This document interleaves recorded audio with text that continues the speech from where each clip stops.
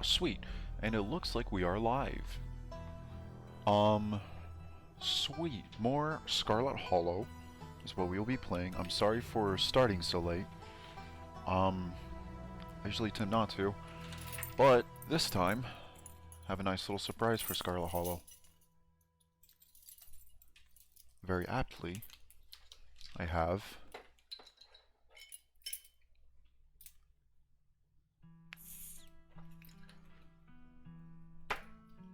beer. I have alcohol.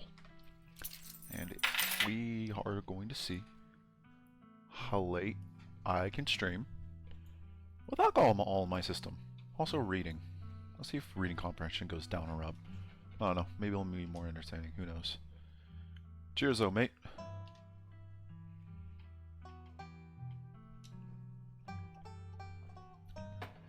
No. Self-voicing enabled. Self-voicing disabled. We're going to load this save.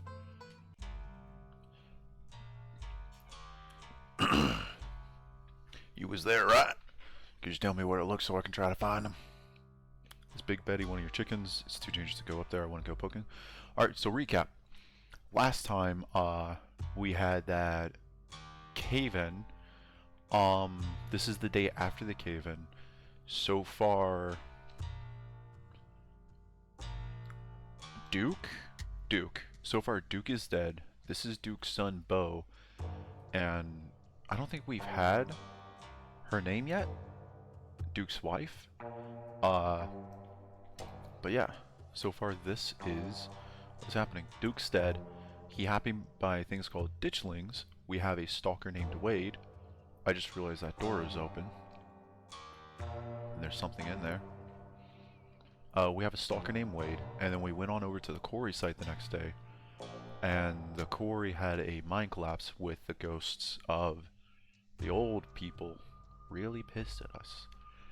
It's dangerous up there. I want to go poking around. You should let the police handle it.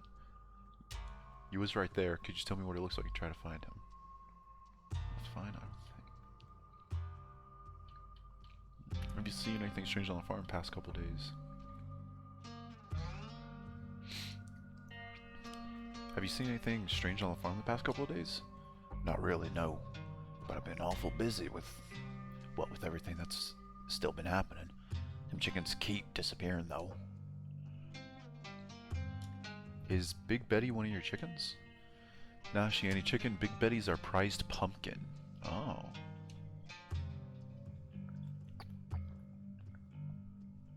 She was a big lady, too. I'd expect she was at least 2,000 pounds. Not too easy to move. Jesus, yeah. That's a hell of a big pumpkin. Could be she rolled off down a hill, but I can't be looking for her just yet with with everything else going on. It's dangerous up there. I want to go poking around. I'm a stranger to what these hills have to offer. Daddy always said I wouldn't have nothing to fear as long as I learn how to use my fists. So he taught me how to do all. Buddy, ditchling, you're not going to be able to save yourself from ditchlings. Those woods might still get scary sometimes, but I reckon there's no better way to show my daddy I've learned those lessons than to go out there and find him.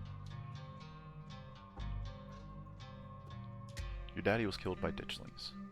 They're monsters that show up when something bad is going to happen, and they're things that have been stealing your chickens. I never heard of ditchlings before, but whatever they are, they won't stop me from trying to find him.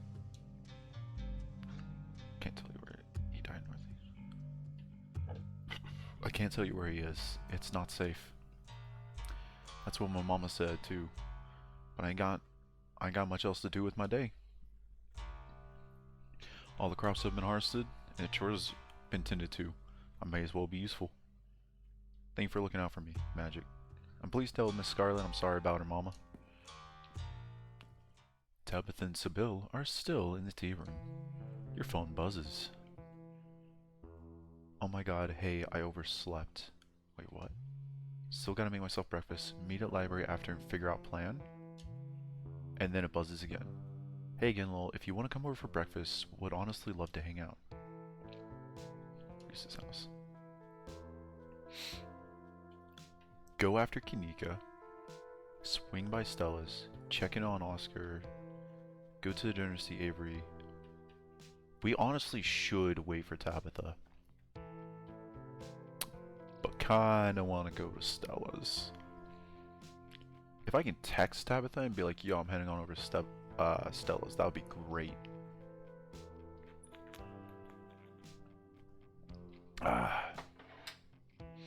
Already half a beer down. We're making bad decisions. It doesn't take long to make your way to Stella's house. We're gonna knock on. You politely knock on Stella's door. There's no answer. You knock again, louder this time. Your renewed effort is immediately met by the yelps of an excited Gretchen. He's here, Stella! He's here! An exhausted Stella groggily stares at you from her doorway. Hey, sorry, I'm a bit of a mess. I guess I slept in a lot. Give me a minute to finish getting dressed and I can make us some breakfast.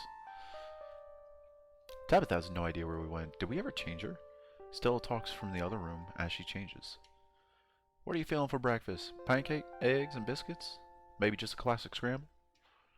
I also have toaster waffles if that's more your speed. I may have already had my breakfast, but that won't stop me from partaking whatever scraps may fall to the floor, of course. Offering biscuits after I've had one of Winnie's? Someone's got a secret for him.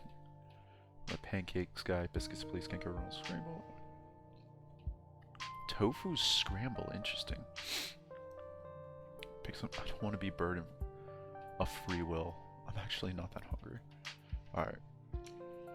Offering biscuits after I had one of Winnie's? Someone's got a secret family recipe, huh? Maybe. I never said they'd be as good as Winnie's, but I've certainly got a trick or two up my sleeve. Thanks. Alright then, let's see what you got. Biscuits it is. Excellent, you won't be disappointed. We can even make them together. I used to have a jumpsuit just like Stella's. But I'm afraid mine has been torn to shreds from years of use. Alright, let's get started. Flirt, that's a cute jumpsuit. We can flirt. So it goes on later, let's get started. That's a cute jumpsuit. It most certainly is, isn't it? Oh, thanks. I kind of... Oh.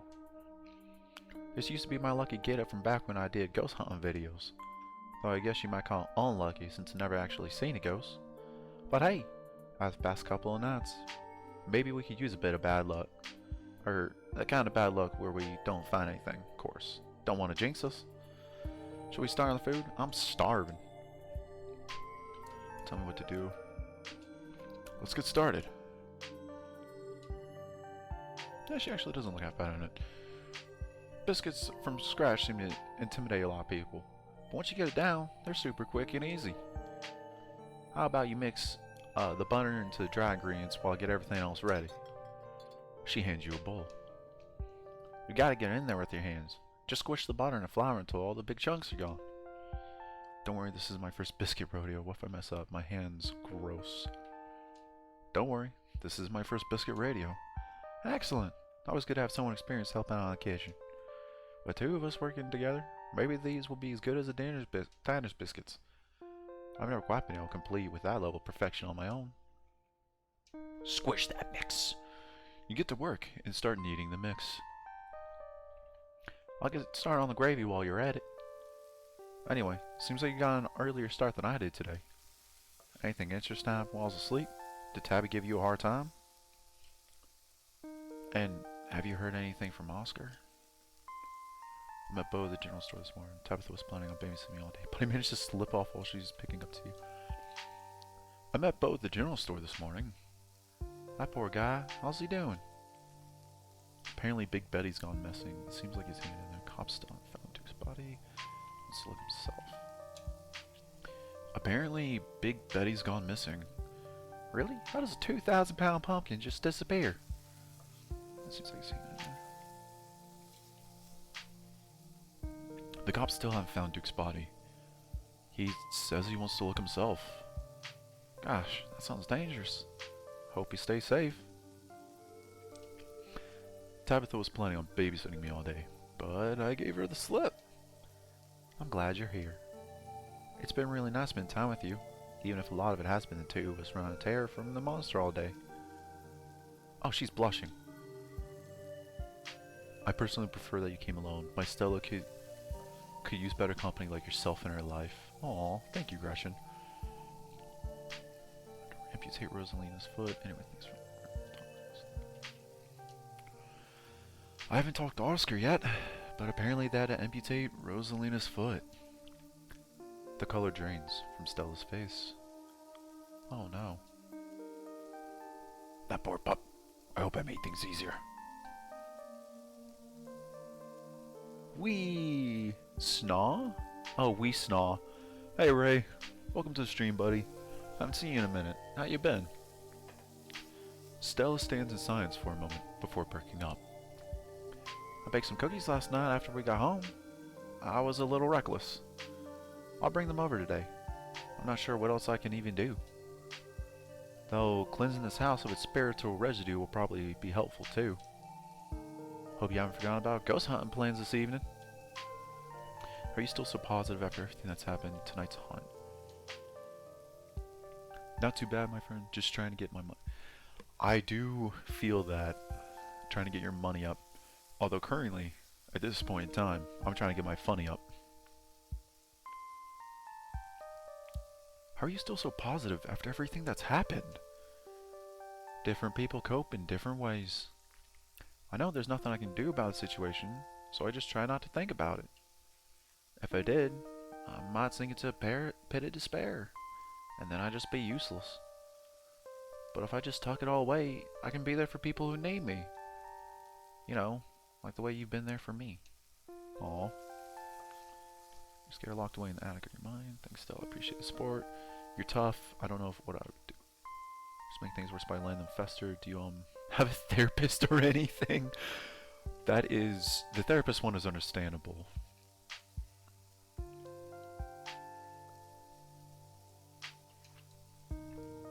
Don't keep the things you're scared of locked away in the attic of your mind. It can easily end worse than if you just dealt with them outright.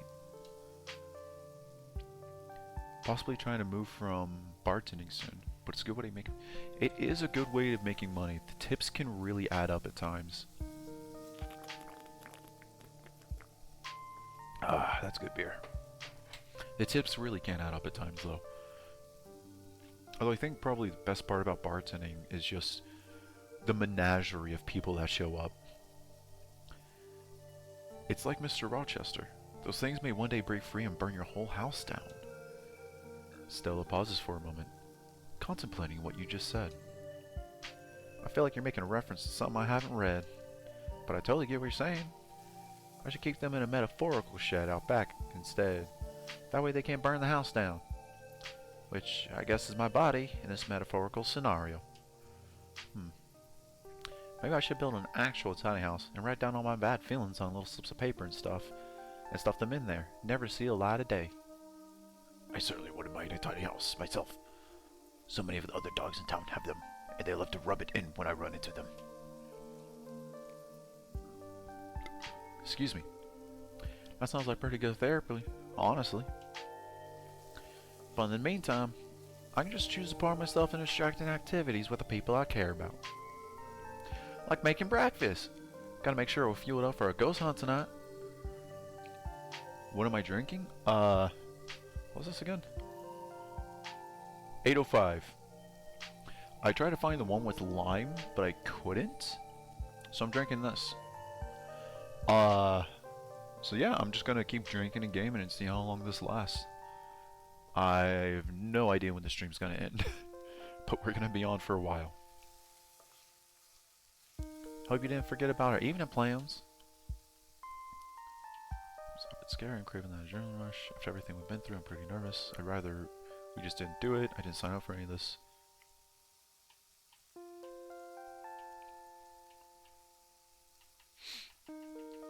Firestone? Yeah, Firestone Walker.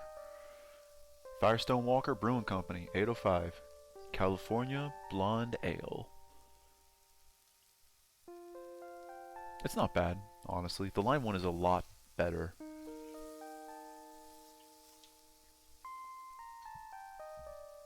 Excuse me.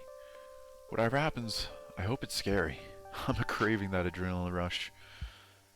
805 is good. We used to sell it. Hey, it is. If you ever get the lime one, or just put lime in it, it tastes so much better.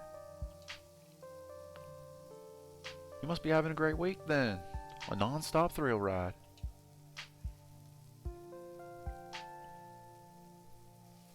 Time is better in any larger Truly. I'm not gonna lie, I'm not a fan of Trulies. They taste way too watered down.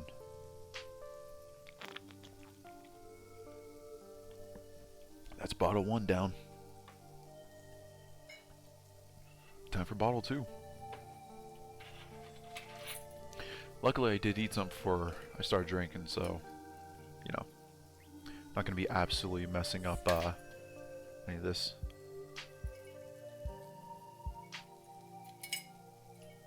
Oh, lager. Yeah. I thought you were talking about Trulies, which is not a good choice of alcohol. It tastes like piss, and it hits like piss also.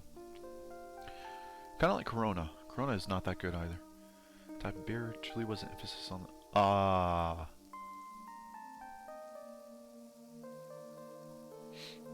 Oh, I see. Time is better in any lager, comma, truly. Fair enough. Yeah. Honestly, I'm really partial to vodka. Vodka and rum are really good. Ah, cheers, mate. There's a ghost. I bet it tries to communicate with us instead of scare us. I want to know what it's like to be dead, or if there are more ghosts out there. And hey, if this is anything like any other ghost hunt I've ever been on, it'll be a much appreciated breather. Unless you count Tommyknocker's ghost. Or Wayne. Well, if y'all are excited, count me in on the enthusiasm. How's the squishing coming along? You'll take it. Cheers.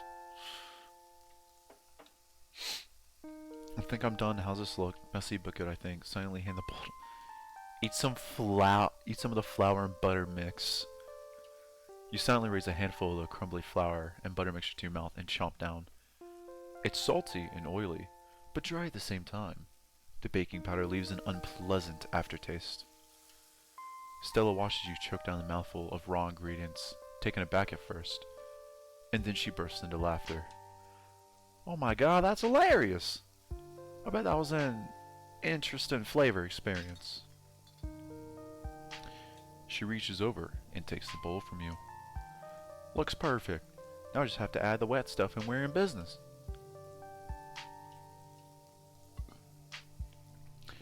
If you want to go ahead and wash your hands, I can take care of the rolling and folding. You wash your hands as Stella adds her milk concoction to the flour mixture, stirring a few times before turning to the counter for the final steps. Our little babies are ready to go in the oven. And if you don't mind, I'm going to make an egg for myself while we wait. Oh Lord, why is that dog so sad? That would be Gretchen. Gretchen honestly isn't that sad. That's just like most pugs' resting face. Pugs are not that adorable of a breed.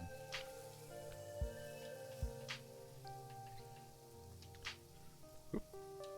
Actually, can I have an egg too? Of course, the more the merrier. Hope you like over easy. Stella cracks an egg into a fresh pan and gets back to work on the stove. Thanks for coming over, by the way. It gets lonely here sometimes. Aw, she's blushing again. I'm surprised to hear her say it, but it's true. It's so nice to finally see her have a collar again. To her to have a collar again? What does that mean? Oh yeah, Gretchen, by the way, is a dog. So in this game, you choose 2 perks at the beginning. I have no idea where to look at my perks. Hey, here we go. We can talk to animals, and we're brick smart. Oh yeah. Took some boiled peanuts from a stranger, met Dustin the possum that lives in my dresser, watched Duke die in the woods, and called the police. If I remember correctly, I believe the existence of Pug is quite terrible for... Yes. Yes, it is. Pugs are not that, yeah. Met Stella's friend Kanika and her mother, Sybil, and learned about ditchlings. Returned to my cousin estate before going to bed. And this one's a lot more. Pretty much what Tuesday major decisions were was, we showed up, found out that Rosaline was gone, looked for her, found her in an abandoned mineshaft. Upon some discussion, chased after Rosaline in the abandoned mineshaft once the delinquents that are teenagers decided to keep running further in. And because we did that, got hit by supernatural things that look like Tommyknockers. They're really just ghosts of dead miners. And they caused a mine collapse, with Rosalina no longer having a foot.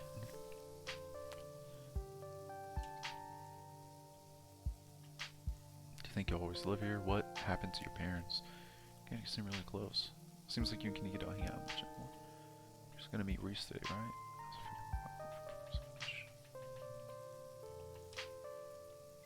Sorry Tabitha's kind of a jerk to you. Why do you still bother Tabitha? She's so mean to you. Why do you keep harassing my cousin? She doesn't want you around, so yeah, it's pretty good as a little horror visual novel, honestly. So, what exactly is your history with my cousin? Okay, I guess I can spill the beans. Wait, what?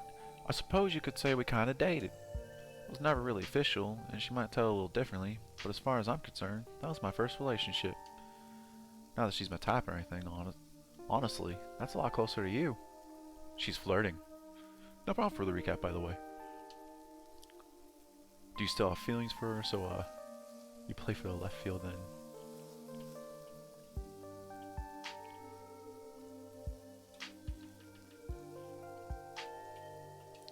So, you play for the left field then. Maybe more like center. Aw, she's bi! Fuck yeah. I'm in all kinds of people, if that's what you're asking.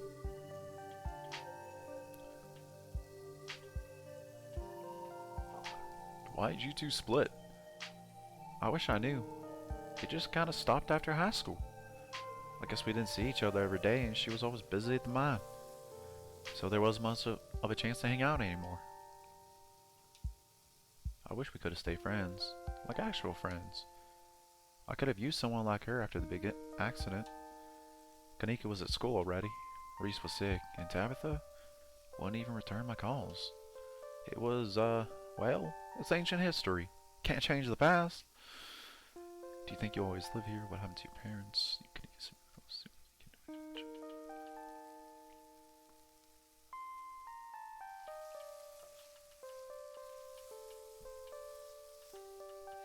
Where is it? Oh, what happened to your parents? I guarantee 100% they died in a car wreck. Stella tenses. Car crash. They were taking me to college. I didn't wind up going to college. Not much more to be said. There's trauma there. Did you ever try to go back to school after that? Taking you to college, were you in the car? Yes. That's a stupid answer. She was. That's why you've been so nervous around cars. I'm so sorry, Stella. I'm so sorry, Stella. Mind reader? Whoa! Nah, she's shown extremely obvious signs of trauma. Like being deathly scared to be in a car and walking everywhere. Trying to avoid the thing that caused her trauma. It's okay. It happened. Nothing I can do about that. Can we talk about something else though? It means a lot to me that you care. I really don't like talking about this.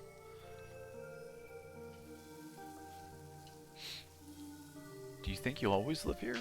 Have you ever thought of moving away? It's hard to say. This town means a lot to me. This town means a lot to me. I've had to think about where to live or where to go. But I guess I could see myself leaving for the right reasons. She says that she's staring at us. Or for the right person. Oh, never mind. She just says it outright. Actually, could we get a poly relationship in this game and get Avery and Stella?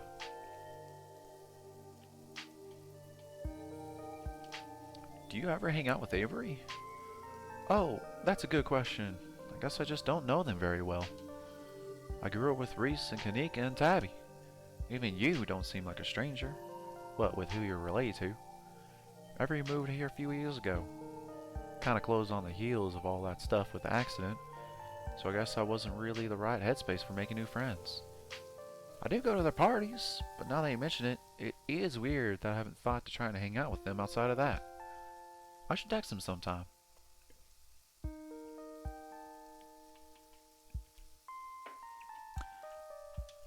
How's the food coming? A timer goes off, and Stella excitedly pops open the oven, pulling out a tray of delectable biscuits. Funny you should ask. Looks like we're done here. And with that, breakfast is served. The two of you wouldn't mind saving me just a couple scraps. That meal smells absolutely delectable. Oh yeah, that's a fresh biscuit all right. Still not as good as diners, but if I could capture that kind of perfection, there would be no mountains left for me to conquer. Better have the thrill of a challenge. I'm so glad you came over today. I've been having a little bit of a hard time sleeping the past couple nights. I'm sure you can relate. I think I need a nice slow morning like this. Just hanging out with you. As you and Stella start to dig in, you're interrupted by a phone alarm sounding off. It's Mayor Jim. What? Oh shoot! I almost forgot. It's Mayor Jimmy Day. If they're even still doing it after last night, I wonder how far the news has spread. Either way, it's a good excuse to meet up with Oscar and see how Rosalina's doing. Gretchen scoffs at the mention of Mayor Jimmy. Mayor, my rear end. I certainly never voted for him. Gretchen says she didn't vote for him.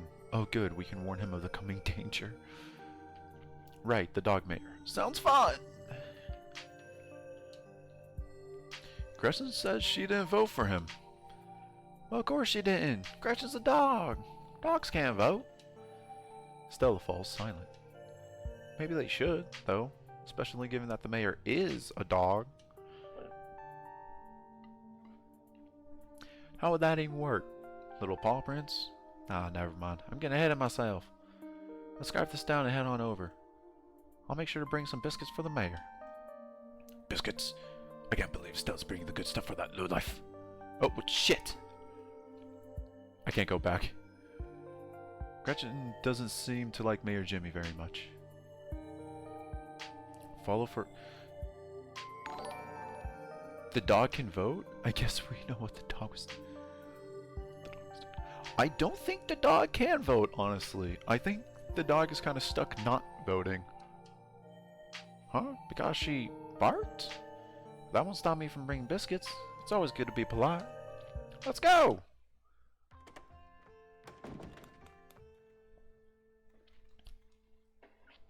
You and Stella make your way to the library.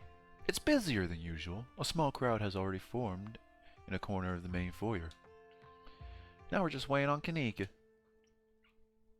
That is Kanika. She is a goth black chick. Thank God we have something to do this morning. My family's been driving me nuts. Yes, that gang's all... The whole gang's here. I've been waiting to introduce Magic to the mayor for like the entire time I've known him. It'll be worth it. Trust us. Alright, shall we?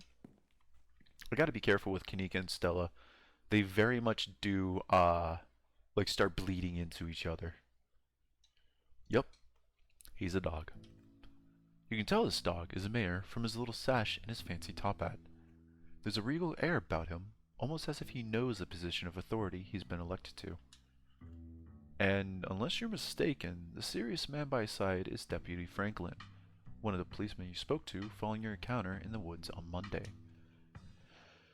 The mayor's little nose starts twitching as you approach. His doggy eyes shine with a curious intensity. What have you got? You've got something. Something wet and nutty. Bold peanut. Got our... So, in case you haven't seen right, The tradition is to offer everyone boiled peanuts. You'll hold out your now slightly rancid bag of boiled peanuts.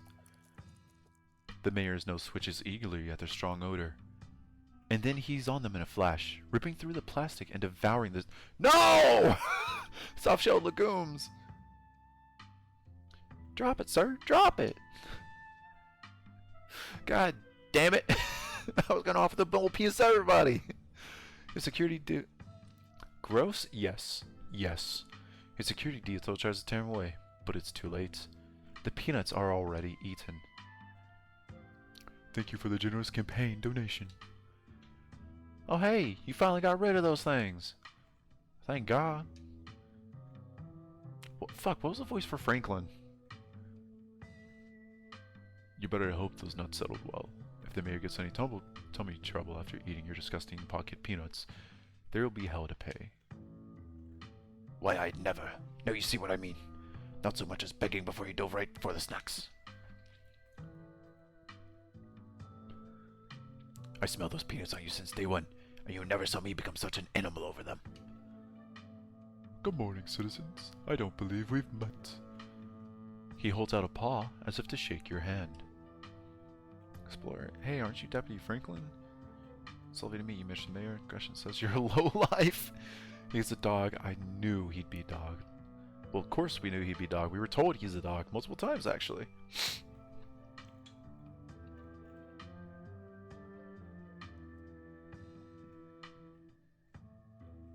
Mr. Mayor, there's something very serious going on in town. We need your help. We're doomed, aren't we? Okay, we've met the mayor. Let's go. Okay, let's be cordial. You take his little paw in your hand, but the burly security detail stops you. No paw shaking. Only head pats or ear scratches allowed. I much apologize for my security detail. He has my best interests at heart, but he can be a little gruff at times. Hey, I'll cheers to that. Cheers, mate!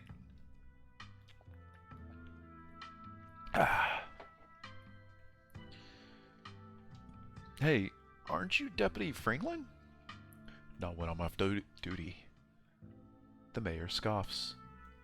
Off duty? The services you render for me are more important than your police work. This dog really is just stuck up. He's a dog. And you're an ape, and yet here I am, the big dog in charge. He's the mayor. Didn't you already piece that together? Now, is there something I can help you with? You're not one of my constituents, and I like to make sure I spend plenty of time with the voters. He's down found Duke's body. What are you even doing here?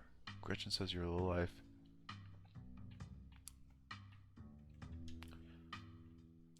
Nobody likes that. Mr. Mayor, there's something very serious going on in town. We need your help. Murmurs stir in the crowd behind you as you relay the danger to the mayor. Of course, the pet disappearances. I've been made aware of the situation. But what do you expect me to do about it? It's autumn. That's tourist season in Scarlet Hollow. I can't turn away the lifeblood of this town, not with mine faltering the way it is. This dog is an asshole. There was a mine collapse last night. We don't need any more news of disaster coming out of Scarlet Hollow. Do you understand? Wait, how do you know what's going on? So you know there are monster laying eggs in local animals, and you're just going to let it happen. People are watching, don't be too suspicious. So you know there are monsters laying eggs in the local animals, and you're going to just let it happen? Laying eggs? Don't be ridiculous. I'm sure that whatever is causing these disappearances is just a bear or a mountain lion. We've all smelled them up in those hills. They'll move on soon enough. This is a southern town. Plenty of people are armed around these parts. They'll take care of the problem before it gets out of hand. And in the meantime, it's best not to cause a panic. I'm a pillar of this community. It's my job to protect strength to my constituents.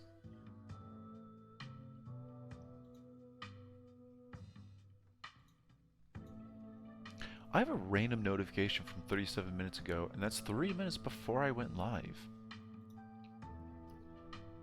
Huh. Weird. I've heard just about enough from you, Jimmy.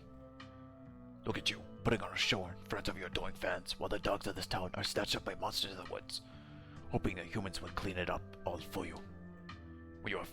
When are you finally going to do something meaningful for the hairier citizens of Scarlet Hollow? Probably. It might be spam. I have absolutely no idea what it is. Good point, though. Now. No, Miss Gretchen, there's no need. Scraps never would have let those things prowl the woods for so long. And yet you sit back, waiting for the humans to notice, and letting more innocent dogs suffer. You know I almost lost my life to those things the other night, and my goodness, haven't you heard about poor Duke? Now, Gretchen, a lot of those were old dogs. It's fair of me to assume they simply went to the big farm upstate. Don't you dare talk to me about old dogs. He's only a dog. It's not like he has any real power. She's got a good point, Mr. Mayor. Actual dogs. Stella, your dog is yelling at the mayor. Parking lot. I think she doesn't like the mayor.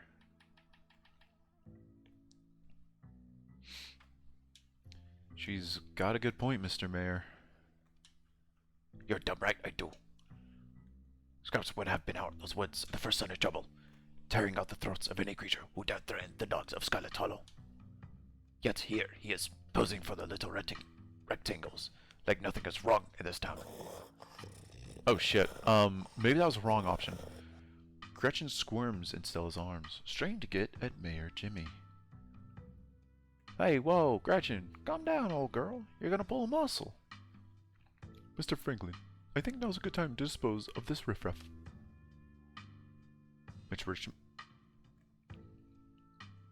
Hold on a second. Hold on a fucking second. Can Franklin speak to animals? I should have known better. These two never been able to get along. Stella walks off, still struggling to hold Gretchen as she shouts insults back at Jimmy. Ingrid, ne'er-do-well, you dog! Kanika is quick to follow. That's a really big development for Franklin if he actually can talk to animals. It looks like everyone else is ready to talk to Oscar in the next room. Who the fuck is this? Before you can catch up to your companions, you're intercepted by a nervous man with a cross around his neck. Sounds like old Gretchen and the mayor may have some unresolved issues. Wouldn't you say? I'm Pastor Daniel. I take it you're magic? Everyone's been buzzing about you. I'm so sorry about your aunt, but I'm sure she's in a better place now. I doubt her land's in a better place. It sounds like she was awful. Let's not get ourselves in hell. I've been hoping to find a priest. Hey, do you know anything about ghosts? Wait, hold on. Wait, hold on. No. Why is the priest talk to animals?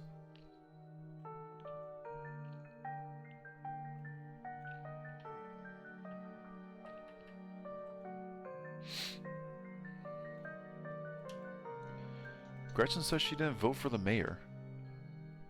The pastor goes quiet for a second. His face suddenly white as a sheet. The smile fades from his face as he stares at you intently, studying your expression. You too? He glances to the other side before continuing. I thought I was the only one. Please, come visit me at the church soon. Seems like we might have a lot to talk about. He hurries off, suddenly quiet and serious. Okay, so far, the priest can talk to animals, we can talk to animals, and I'm 90% sure Franklin can fucking talk to animals. There's no way in hell he understood whatever Jimmy was saying as get them the fuck out of here. Nothing to do now but catch up with your companions. Let's go after them.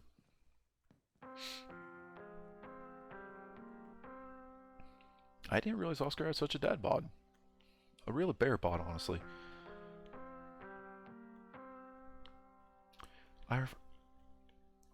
Nah? What, now I'm fucking Franklin can talk to animals? I don't know, man. That was a little bit too coincidency. Eh. Ivor Magic, what happened? Oscar, I'm so sorry. Poor Kinika. I can't even imagine how scary this has been for her. Would they do that for an NPC? I mean, the priest just said he can talk to animals. Why shouldn't Franklin? Maybe he's secretive about it.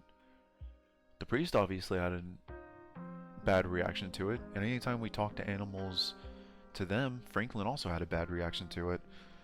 Or at least looked at us skeptically. I don't know.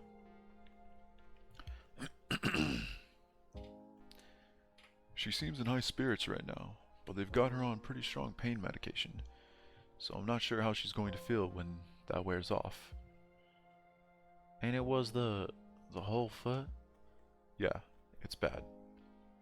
Sacrilege? Sacrilege to Franklin. Bruh, no. Franklin 100% can talk to animals. There's no way in hell. Also, I'll cheers to she's being alive. Cheers, mate.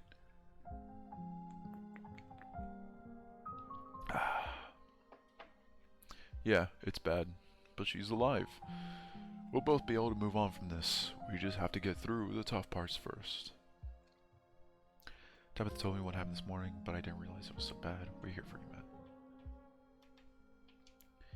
We're here for you, man. Thank you, all of you. Everything feels like it happened so fast. I know our whole lives have changed, but it's taken my mind a little bit to catch up.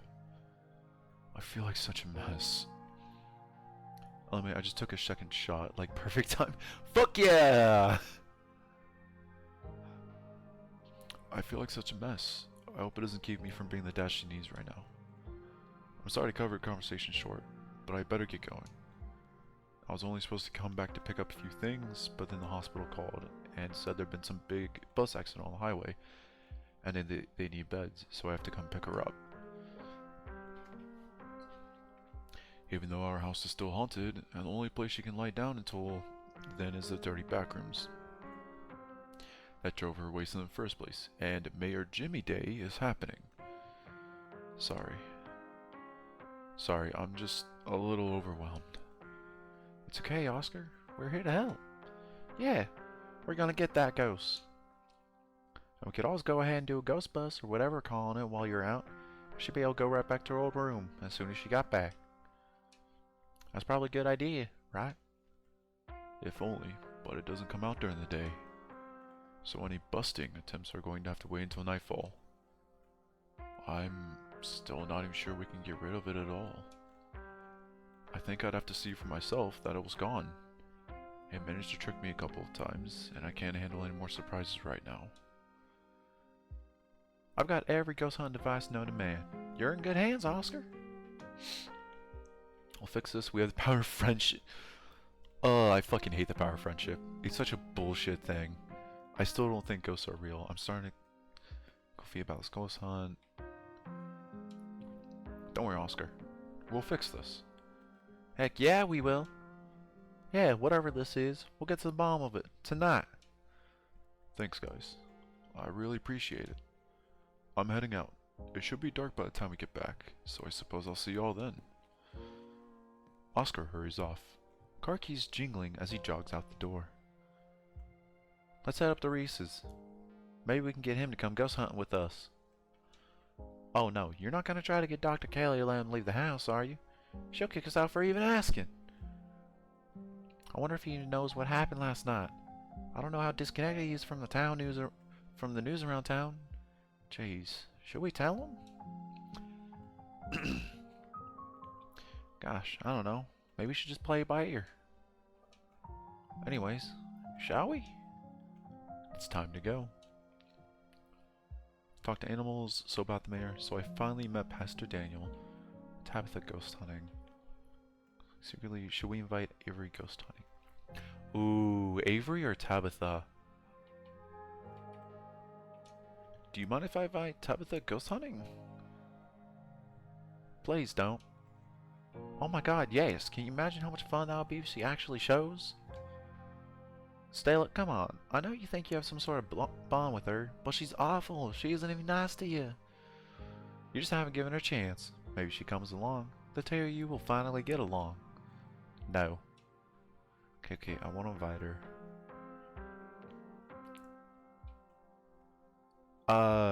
Okay, so it's very obvious what these choices will do.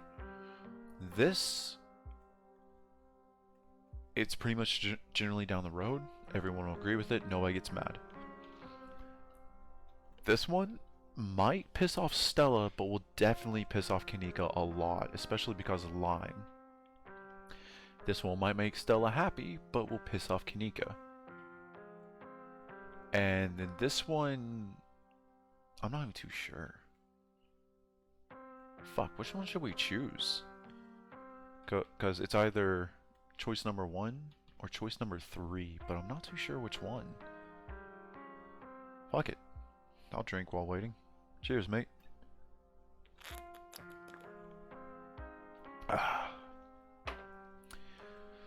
After I'm done with these beers, I might grab some harder.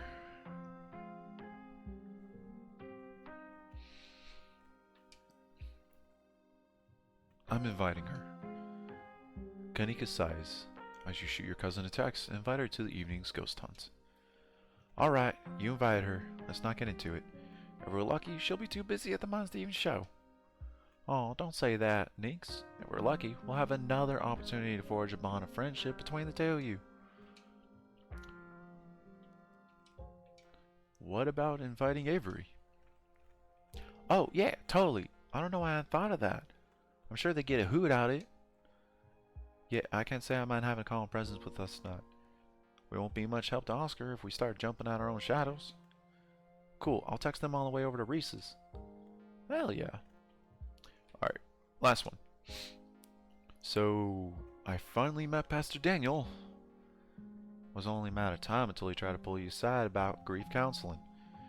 When my dad died, I'd have banned him from the general store for a week. He wouldn't stop leaving these little pamphlets at the checkout. I don't know where he finds so many. It comes off a little weird because he shares my gift. Stan seems like a good man. Y'all are right, his vibes were bad. He and Janie keep trying to make me go to church. Wait, who? Have we met Janie? Who the fuck is Janie?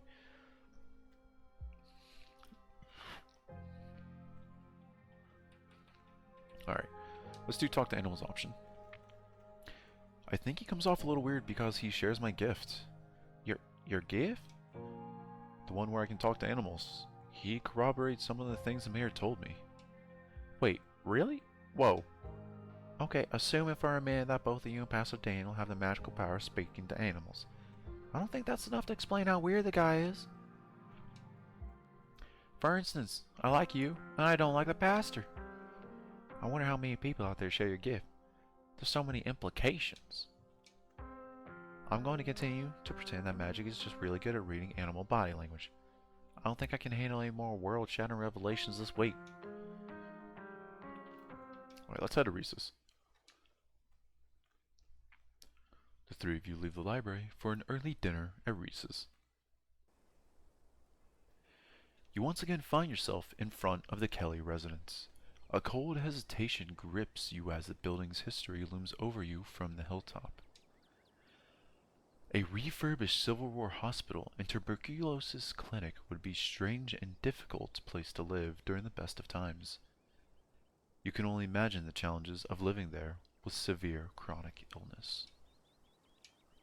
Though it's only early afternoon, it feels much later, the sun already sinking behind the tall mountains that surround Scarlet Hollow. Well, early. What if Dr. Kelly yells at us? There's no such thing as early when you're hanging out with friends. That's just extra time you get to spend together. She isn't wrong. She is not wrong at all about that one. Okay, but what if she yells at us? It's too late.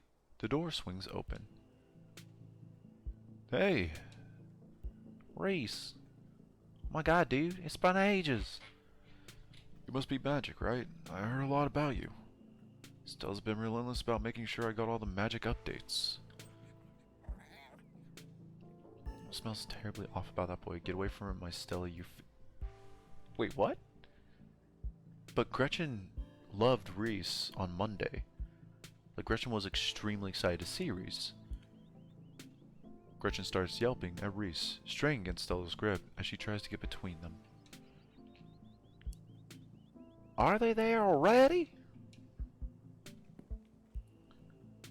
I knew you show up early, Stella, and you brought the dog. Great. Yeah, I thought she might cheer Reese up. I don't know what's gotten to her all of a sudden.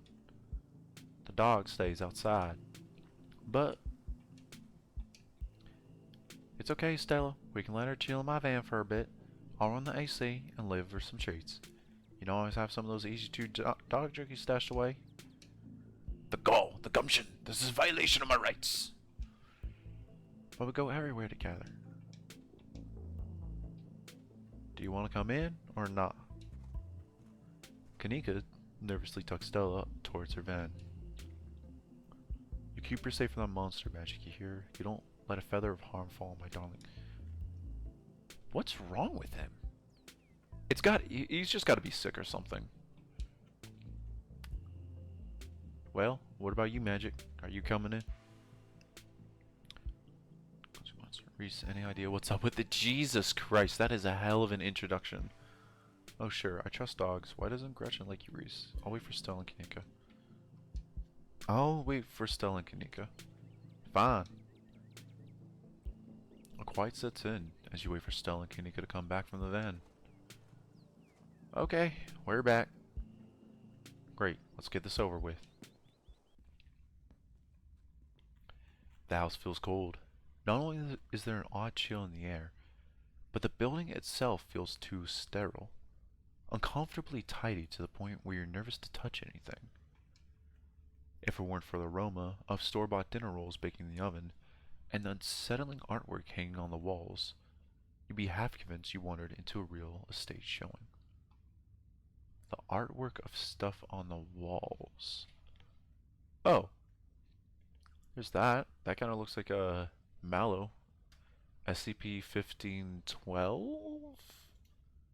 Which SCP is that? Mallow, 15 something.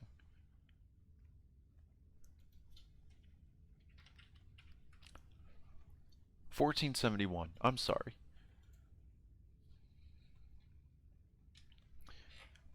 So, how can I lend a hand? Excuse me. By sitting down at the table and not putting around in my kitchen. I made sure everything was done well in advance, so the only thing left are the dinner rolls, which shouldn't be too long. Then we can have a quick dinner, and you can leave my house and go on about your business. But I was kind of hoping to see Reese's new art. We still have time now, right? You aren't seriously considering subjecting your friends to your disaster of a room, are you? Jesus. It's not that bad. You can still see the floor.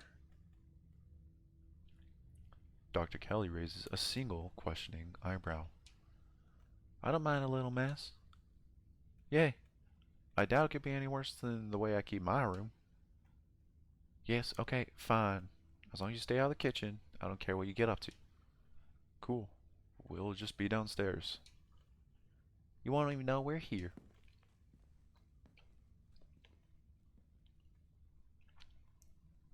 You make your way towards the basement stairs.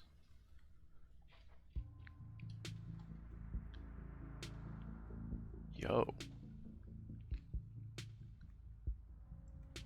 Those look like ditchlings. Like this just straight up looks like ditchlings over here. What the hell?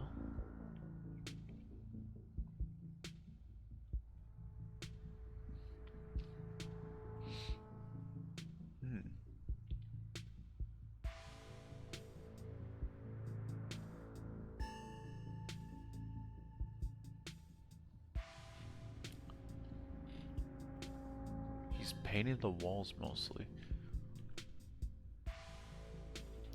The basement is what you might expect of a tortured artist who spends all his time confined to his studio. Discarded canvases line its edge, while trash and sketches leak out from the piles in the corners of the room, hiding the bare cement floor. Ghoulish faces coat the walls and paints, sneering out at the creator. Cheers to the depression, mate.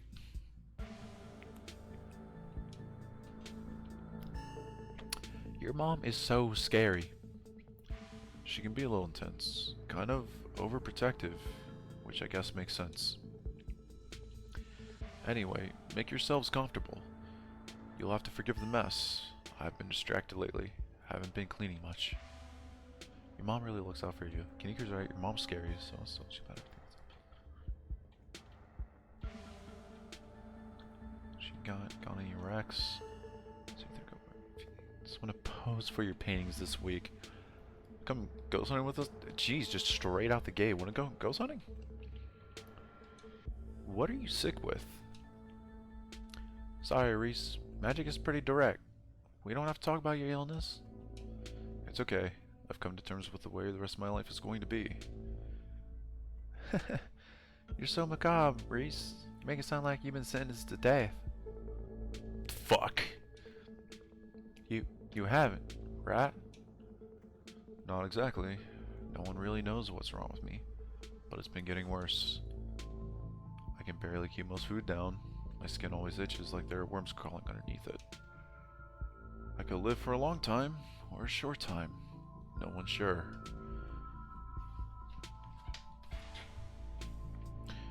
But I'm definitely not going to get better. Whatever time I have left is going to be miserable. So I've done my mourning. My best years are behind me. My future is noble, but one day I'll wind up in a pine box, just like everybody else. And I'm okay with that. Dang, Reese. I may be goth, but that's some real nihilistic shit. We'll make sure to come by more often from here on out. Friendship heals all wounds, right?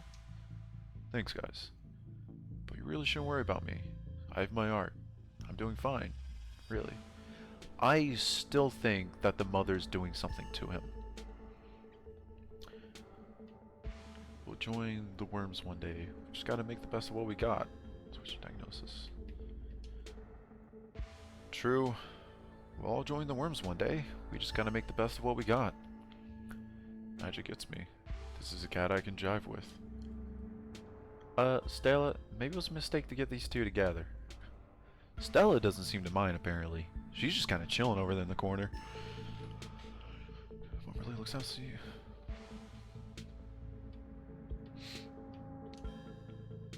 Your art. Real Goya black period vibes with a healthy dose of Beksinski. It's exquisite, it's grotesque, it's so emo. There sure is a lot of it. Never mind, remains silent. Oh, that's at least piques Stella's interest. Real Goya black period vibes with a healthy dose of Beksinski. Thank you, I think. Yeah, that's a good thing. Then thank you. I really appreciate it. To be honest, I don't know much about art history. It's not exactly a popular subject in tiny K-12 rural schools. So my arts education was lacking. I'm working in the dark as far as influence. You're doing great, man. You know, you can gain a real following if you ever posted these online. Just saying. Nah, I think I'm okay sticking to sparsely populated late night live streams. That's all the social media I can handle. Haha, meta commentary. I'm okay with sparse media streams too. In other words, I'm okay with hanging out with just a few people. I don't know how you do it, Stella. Having existed in front of all those people all the time. Knowing some version of you lives in their heads. Knowing they expect something out of you that you might not be able to give them. Okay, but if the only time you ever put your art on display is a live stream during ghoul hours, when am I going to be able to see what you've been working on? Tell you what, when I die, I'll leave you my paintings. Then you can see them all. And maybe they'll be worth millions, since I'll be dead. I'd be able to rest easy knowing someone had retroactivity given my life value. Jeez, that really bummed out both of them. Alright.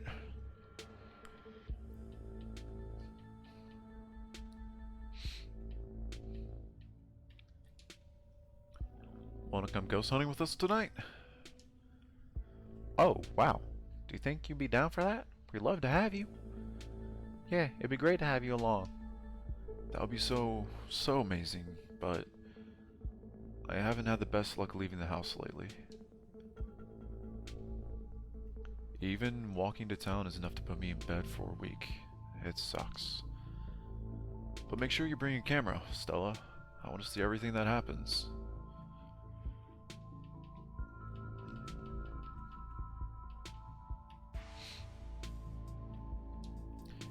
If you need someone to pose for your paintings this week, Stella seems interested in that. That would be incredible, though I should warn you, I work odd hours. I don't usually pick up a brush until late at night, but if that's not a deal breaker, it would be great to use a model other than myself and to have some company. Maybe we could all come. Wouldn't that be fun?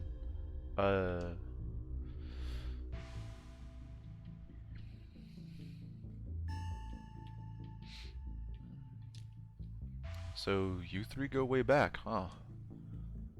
Almost to the womb. The school here is a tiny K-12. Not exactly a one-room schoolhouse, but not far from it. We're lucky we all got along as much as we did.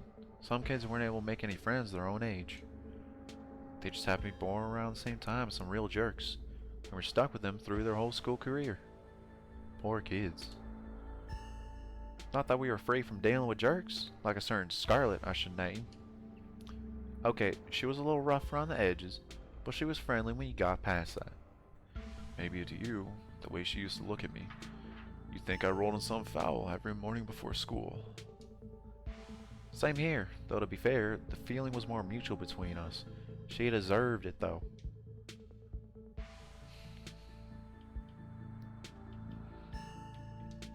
Dinner's gotta be ready by now, right? Almost on cue, Reese's mom shouts from the kitchen. Dinner's on the table! Guess that's it for catching up.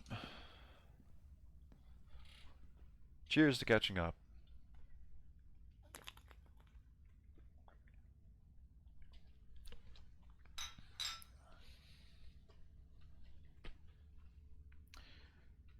That'll be bottle 2 down, on to bottle 3.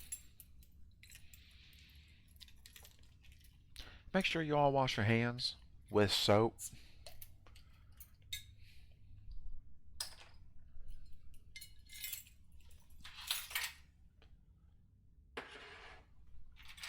There we go.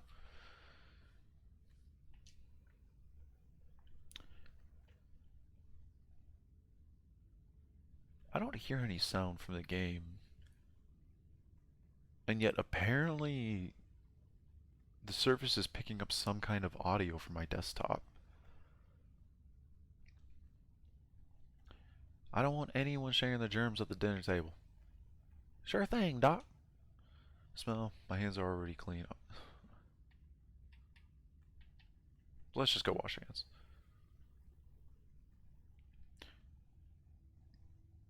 Yeah, it's weird. The music's been here literally every part of the game. This is the only part of the game that it's dead quiet. No use saying anything here. It's probably best to just silently comply. You make your way towards the sink, but are stopped in your tracks by the pull of an odd door at the end of the hallway. It feels out of place, like you've accidentally wandered into a different, older house. But more than that, you feel something radiating out from behind it.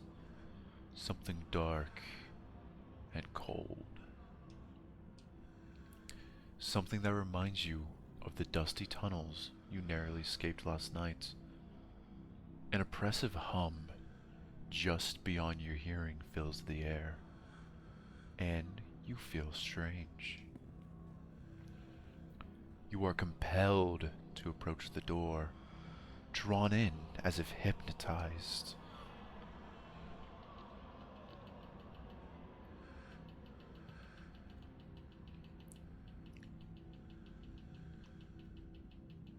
Jesus. The game really wants us to open the door.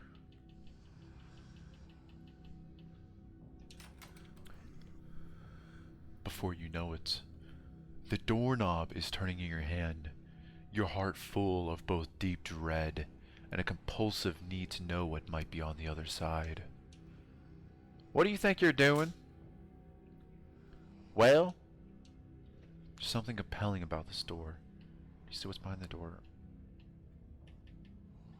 There's something compelling about this door. No, there isn't. Now wash your hands. Return to the... You won't let her interrupt you. You need to know what's behind the door. Oh, no you don't. Come on, wash your hands and sit down. She grabs you by the shoulder, yanking you away. You do as she says, cleaning up under her watchful eyes and allowing yourself to be ushered back to the table and away from the door. Jesus Christ, she is just dead staring at us. Dinner is already laid out. Dinner rolls, spaghetti, and a light salad. Kanika anxiously picks at her food. Stella is nervously talkative. And Reese is suddenly quiet and tense. His shoulders tight as his mother perches on the chair next to his. Dr. Kelly eyes all of you with a sharp, fierce gaze. She sits opposite you at the far head of the table, her features silhouetted against the light of the setting sun in the window behind her. Booksmart. She's the town doctor. This dinner might be a good opportunity to question her about her recent events. Pails. She slides a few tablets towards Reese. He obediently swallows them. This is excellent, Dr. Kelly. Is the pasta sauce homemade? No, it's from a jar. I worked 2 hours to make my own pasta sauce. Well, you have excellent taste in brands.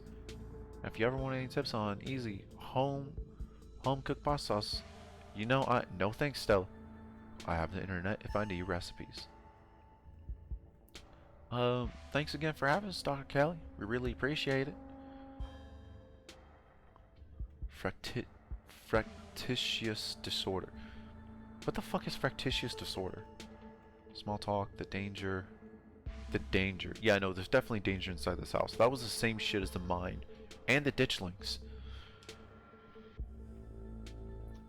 Have you ever heard of factitious disorder?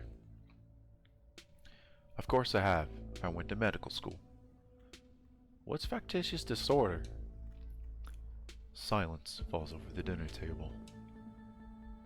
It's where someone pretends to be sick, or makes himself sick on purpose, or does it to someone else. Oh. Great dinner rolls, Dr. Kelly. I didn't make them, I just put them in the oven. Jeez, we are really not scoring any points with Dr. Kelly. The silence returns. Seconds feel drawn out like minutes. Aside from Reese's mom staring down the table, nobody's making eye contact with anyone else.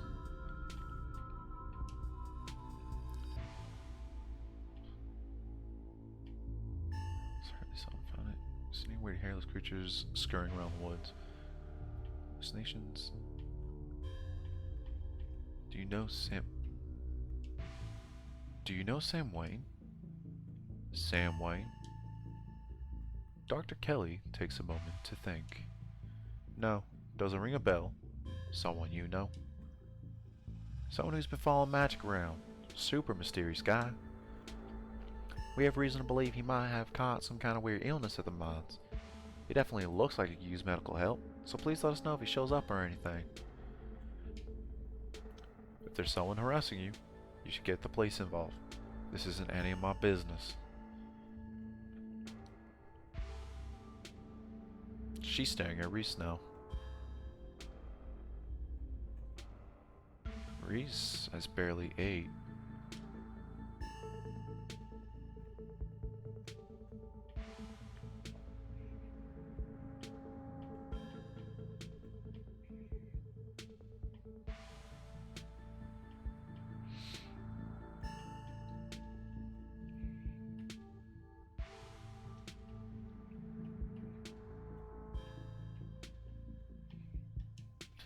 Have the police contacted you about Duke's body yet? Last I heard, they still haven't found it. Ooh. They both don't look happy about it. She's especially mad about it. And Reese is surprised. Body? I was under the impression he was just missing. No, Duke, he definitely died. I saw the footage. And I saw it for myself, in person. So did Magic. He's not missing. How the hell did that happen? Stella said it was those things in the woods. The ditchlings. They made him misfire. Ditchlings? Oh, I see. This was for one of your videos, huh? Reese, you should know better than lend any credence to Stella's little cryptozoology stories. I doubt that something happened to him, but I'm sure there were no little ghouls involved. I've seen them, Mom, outside my windows at night. They're real. You don't have to talk to me like I'm a kid. I might be sick, but I'm still capable of reasoning. Okay? Are you sure they aren't raccoons, or stop? Stop doubting everything I say. Stop trying to rewrite things I tell you to fit what you think should be true. There's weird shit going down in Scarlet Hollow. The tension at the dinner table reaches a breaking point. Alright, that's enough. Dr. Kelly is interrupted by Reese before she can finish her thoughts. So, I was wondering if we could maybe watch a movie sometime this week, while Magic is still in town. We'll have to see how you're feeling. I can handle a movie, Doc. Oh. He didn't call her Mom. Just Doctor. Huh. Yeah, we'll just sit downstairs in the dark. Reese is used to that. I'm sure he'll be okay. You're always overestimating how much you're able to do, Reese. This is why you keep getting... If I get sick, so what? It's not like that's ever going to change. I'm sick every day. I'm not going to get better. I don't want to spend the last few miserable years of my life holed up in the basement alone just because seeing my friends has been deemed too strenuous. I'm an adult, for God's sake. I can't believe I have to ask permission from my mom just to have friends over. Reese stops mid-sentence, wincing in pain and wrapping himself in his arms. Don't say things like that. I'm doing everything I can to try and fix. Silence as Dr. Kelly's eyes shoot open. Reese? Reese abruptly pulls himself from the dinner table and leaves. Damn it, I knew it! I knew this would be too much! Everyone, get out of my house. Please, just leave us alone. Stop trying to interfere with his life. All it does is hurt him more. Well, we can't just leave him like this. Now's when he needs friends the most. I got their voices confused. No, now is when he needs me the most. I am his doctor and his mother. Notice how he said doc earlier, and she said doctor before mother?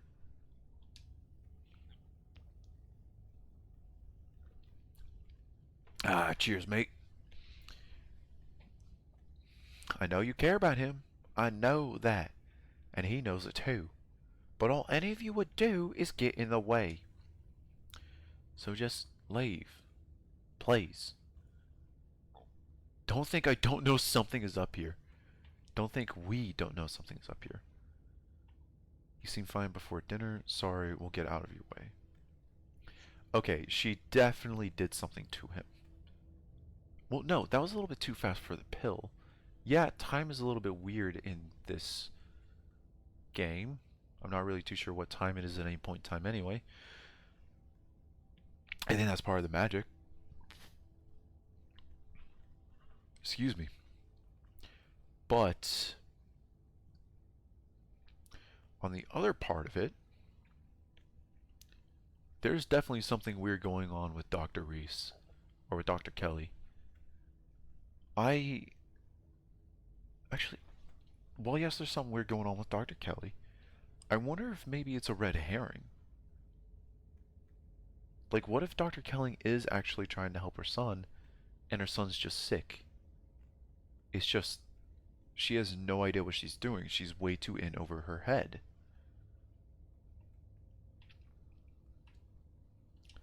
He seemed fine before dinner. It always comes in waves. I can assure you that right now, he's very much not fine. Now leave. The three of you are rushed to the door. We'll be back, Reese. I hope you feel better soon. Dr. Kelly shuts the door in your faces. The click of a lock signals the end of your dinner at Reese's. Do you really think Reese's mom is poisoning him? If she is, I swear to God, she wouldn't. That's just so horrible. Who could do something like that to her own kid? And for so long. No, there's no way. Y'all are barking up the wrong tree. It seems far-fetched, and it's definitely rare, but I don't think we can rule it out. Something weird happened when I went to wash my hands. It was like I was forced to try to break into the clinic. I don't even get to finish my food. Dr. Kelly's hiding something. What a lovely dinner. We're going to explore. Something weird happened when I went to wash my hands. It was like I was forced to try and break into the clinic. Force? How? It was like something was making me go there. I wonder, was it like that carving in the pit last night? Before you had that seizure, it was kind of like you were hypnotized. I wasn't there, but I guess I'll take your word on it. Hypnotism seems like a step up from what we've been dealing with, though. I mean, I don't know. A lot happened last night, but the whole thing was very trance-like. I guess it was kind of similar. What if there's another carving in there? That'd be so weird. If there is, I wonder if it'd give you another vision. Maybe these things have something to do with the ditchlings. You're not suggesting we go poking around in there, are you? Of course I am. Maybe tomorrow. I am not breaking into Dr. Kelly's clinic based on a bad vibe magic got. That dynamic. I didn't get to finish my food. Dr. Kelly's hiding something. What a lovely dinner. There's something seriously wrong with that dynamic. That's probably the understatement of the week. This whole thing is fishy. I'm starting to feel my fear of Dr. Kelly is a little more justified than I thought. She's just overprotective. I'm sure that's all that's going on. And she's every right to be. I mean, the poor guy took 2 bites of food and got sick immediately. I can't imagine what that's like for both of them to go through. Okay, maybe. But he took the pill and then 2 bites of food. Or at least, I think that's how that went. Look, I'm just saying, maybe there's more to their dynamic than just being sick. But it's not like there's much we can do about it right now. We could probably go back and forth on this for a while. Let's grab Gretchen and get going. The son is saying we wouldn't want to miss a good second ghost hunt in action. Ooh. Stella hurries off down the hill, almost as if to run away from what just happened. You and Kanika follow her down the slowly darkening streets. Hey, finally ghost hunting. Cheers, mate.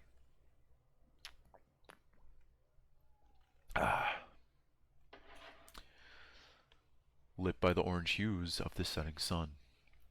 The library feels different. What was once a giant building in a small town now stands as an imposing structure, its walls holding something that stares back at you with menace.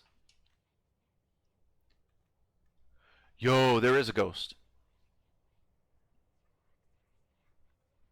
Right there.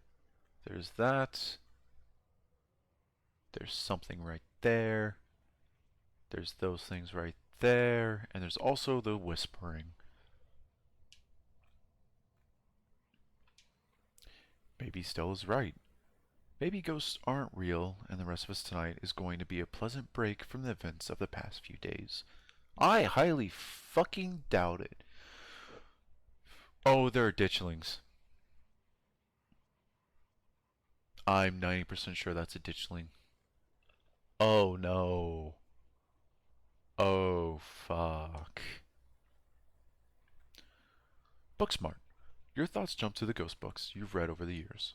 So often, the ghosts in the stories are metaphors for something else. Are real ghosts metaphors too? Enter the library.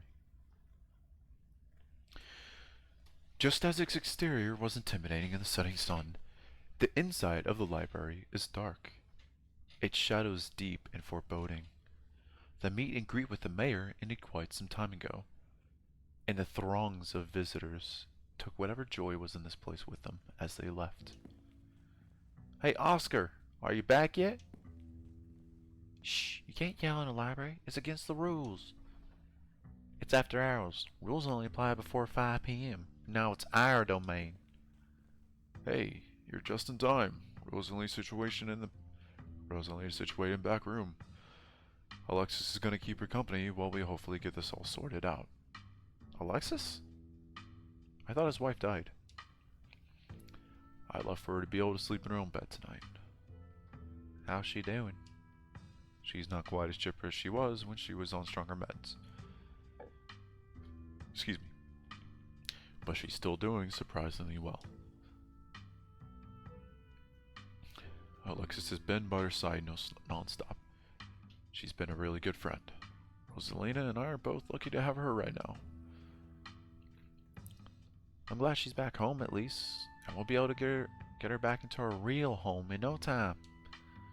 Got fully loaded. Got my EMF reader, temperature gauge, spirit box, infrared camera, UV light, video camera, salt, flashlight for everybody in case the ghost messes with the electricity, parabolic microphone, sharpies, and paper for automatic writing, matches, and candles for rituals. Have you got your spectre sniffing compatriot at your side too? This nose can sniff out any ne'er-do-well we might find, whether spirits or schedule. Oh, and a Ouija board. I know they're toys, but you never know what might come. No. You do not fuck with Ouija boards. Yeah, maybe the rest of the stuff will show you like ghost hunting shit and maybe a ghost. Not Ouija boards. No, there's something weird about Ouija boards. Wow, this is a lot of ghost hunting stuff for something that was so last minute.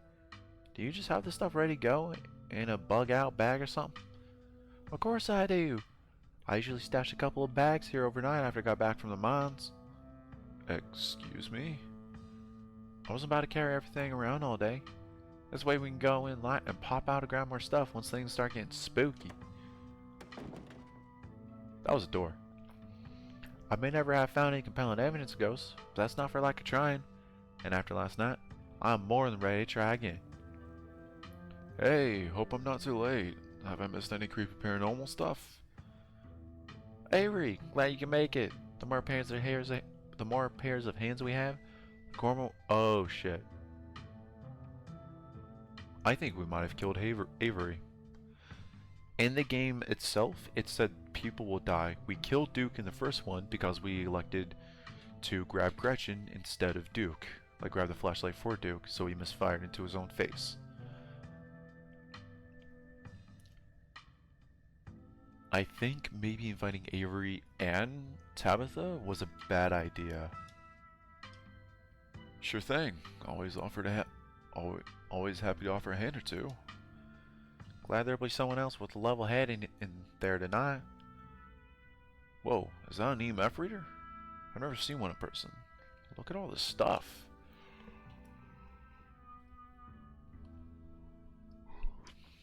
Spare box, parabolic microphone. I really covered all your bases. Maybe I spoke too soon.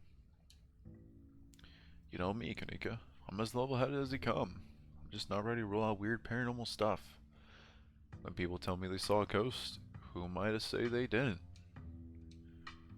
I mean, y'all apparently saw some really unexplainable stuff on Monday, and that mine only collapsing again after 100 years while y'all were there. I'm just saying, anything seems possible right now. Last night was weird, I don't know what we saw. There's nothing to explain about.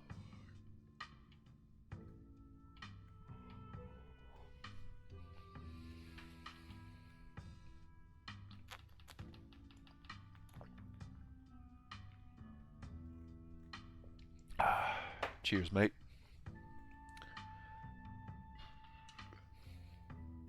Oh, nobody looks happy about that. This whole town is one big supernatural death trap. I swear, it's not usually like this. It's a really nice place to visit most of the time. Just not this week, apparently. Yeah, you can tell from all the shuttered storefronts and jaded residents. Maybe this place has been a metaphorical death trap for a long time, and it's decided to be a little more obvious about it now. The leaves are really pretty this time of year, though. They are. In autumn, the leaves are amazing in the Blue Ridge Mountains. Hey, there's Tabitha. They sure are. See? It has its charms. What the fuck? Hi, Zane. Why are you here? God, I didn't even give Zane a voice. Yo, don't rush off ghost busting without saying. No way I was gonna forget your promise, Stella. He's not gonna get a voice. Zane, glad you can make it. I was confronted with my own mortality for the first time yesterday, so I'm desperate for answers about the afterlife to ease my troubled mind. That was a hell of a thing to say randomly. Now, let's go mess with some ghosts. My oh my, this certainly is not humans for the one little old ghost hunt. I do hope this means my dear Stella will be safe this evening. And that whatever foul creatures lurk in the shadows choose to prey on someone else. Oh fuck, someone is going to die tonight. Oh, I see. So it's gonna not be random, but if we didn't invite anyone, like Stella, Kanika, or I would die. But now that we invited Avery and Zane, they're up for the chopping block too. Go ahead and... That's everyone. Wait, what about Tabby? What about her? She's not here. Let's get started. I guess she can catch up to us once she gets here. Well, if y'all are itching to get started, it's through the back. Follow me. Hey, human. Get ghost dust, okay? I miss my special tree. You and your companions grab some equipment from one of Stella's carefully stashed bug-out bags before heading towards the junction connecting Oscar's house and the library.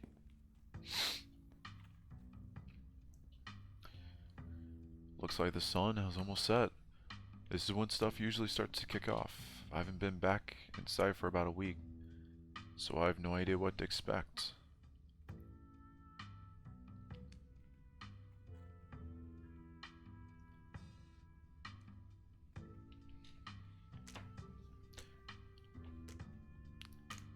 Hey! You're not doing this without me. If there's a ghost, I want to see it with my own eyes. Hey, Alexis did show up! So, okay.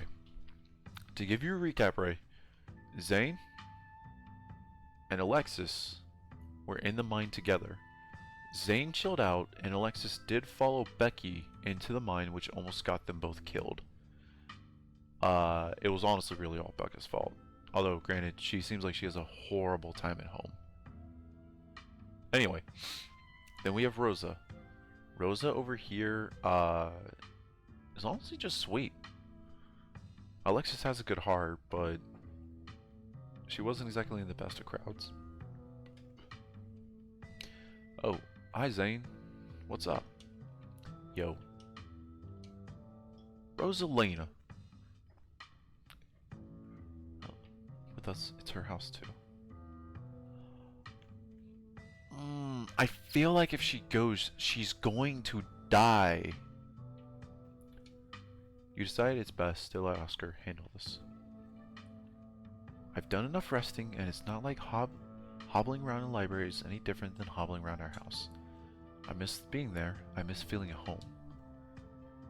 Let the pup come. It's best to give her the chance to face her obstacles head on.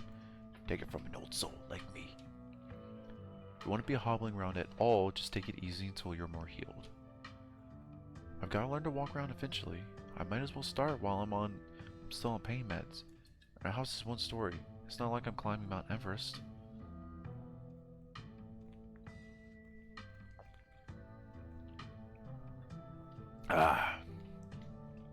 Bottle 3 down.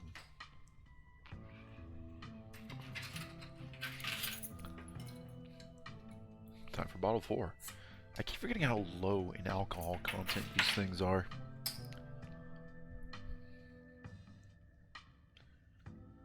What is the alcohol content on these?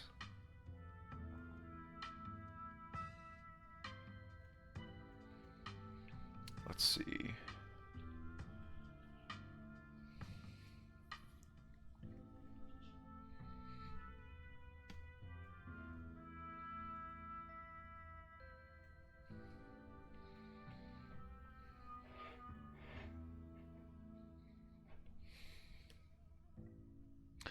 Oh, no wonder they're so low. They're only 4.7%. Jeez. The doctors did say I should encourage you to practice walking. Okay, you can come along. But if you get tired or if it starts to hurt, you let me know right away. Thanks, Dad. Now, let's get our house back. Rosalie's honestly very strong and brave for a little girl. This is actually a really cool looking house. Also, hello immediately. Alright, so we have a EMF reader, a video camera, a thermometer, and looks like that's it for now. You all cross over the threshold and enter Oscar's living room. Family photos line the walls, and stacks of books sit comfortably on wooden furniture. You can imagine long winter nights reading by the fireplace without a care in the world. That sounds amazing.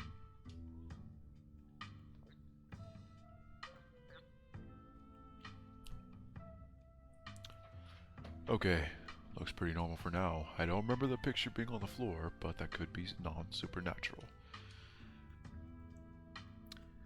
None of my equipment is picking up anything around the picture. But I'll stand up camera in case it falls again. Could be important evidence. You might want to save your cameras for Rosalina's room. That's where I've seen the ghosts manifest. It's just down the hall. Oscar and Kanika startle as the door swings open. Hold it! You're not taking my cousin along on any more of your little hijinks without me. Tabby! There's 7 of us now. Wait, no. 1, 2, 3, 4, 5, 6, 7, 8, 9. Cool, there's 9 of us now.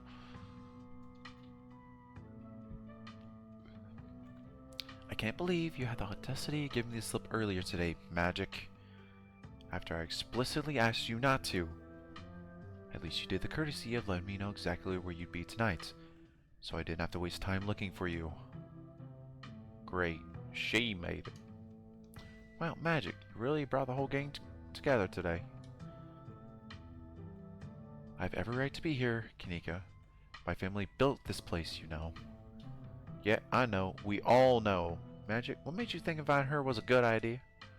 She's my cousin. She just wants to make sure I don't get hurt. I'm just placating her. She just wants to make sure I don't get hurt. Yeah, I'm looking out for my cousin. If y'all are going to drag Magic into dangerous situations every night, you'll have to deal with having a chaperone. Got it? Okay, sure, the mine was definitely dangerous, but a haunted house? Come on. This is one of the least dangerous things someone can do. It's basically a slumber party. I don't know, Kanika. I usually don't see much action out in the woods, and you know Magic and I both wound up in a pretty hairy situation Monday night. I don't think we can rule out the possibility of grave danger. Exactly. I'm not understanding how much danger Magic can find himself in. Excuse me. Even while walking through a perfectly normal house. Oh, Kanika looks pissed off. Stella looks tired. Jeez, no one looks happy with Tabitha except for Zane, but Zane's probably just high out of his mind.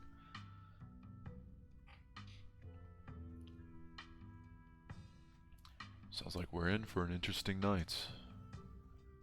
I'm glad I didn't stay in the same town with the people I went to high school with.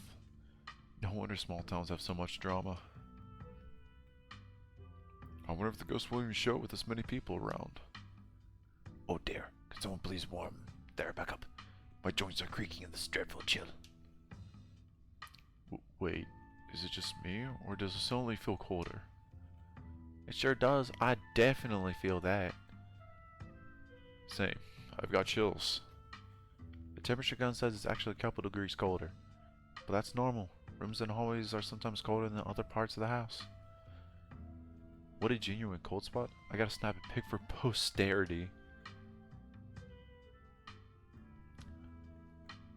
Is that it? This isn't very scary.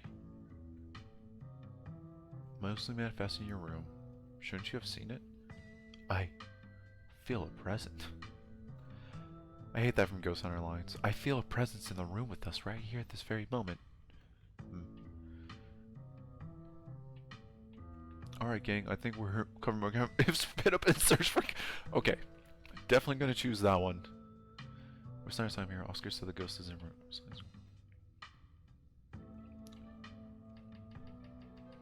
Definitely gonna go for the Scooby-Doo one. Wait, Rosalie, if the ghost mostly manifests in your room, shouldn't you have seen it? I've only seen the stain. Dad made me switch rooms with him way before we moved out. I wasn't about to let my daughter sleep in a haunted bedroom. I spent most of my nights on the couch before we set up shop in the library. Even if there is something back there, I'm not scared of it. I'm mad at it. Y'all are so brave. I'd be terrified sleeping somewhere that might have a ghost.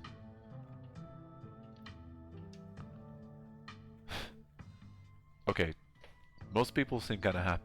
No, actually no one seems happy with that. Alright gang, I think we'll cover more ground if we split up and search for clues.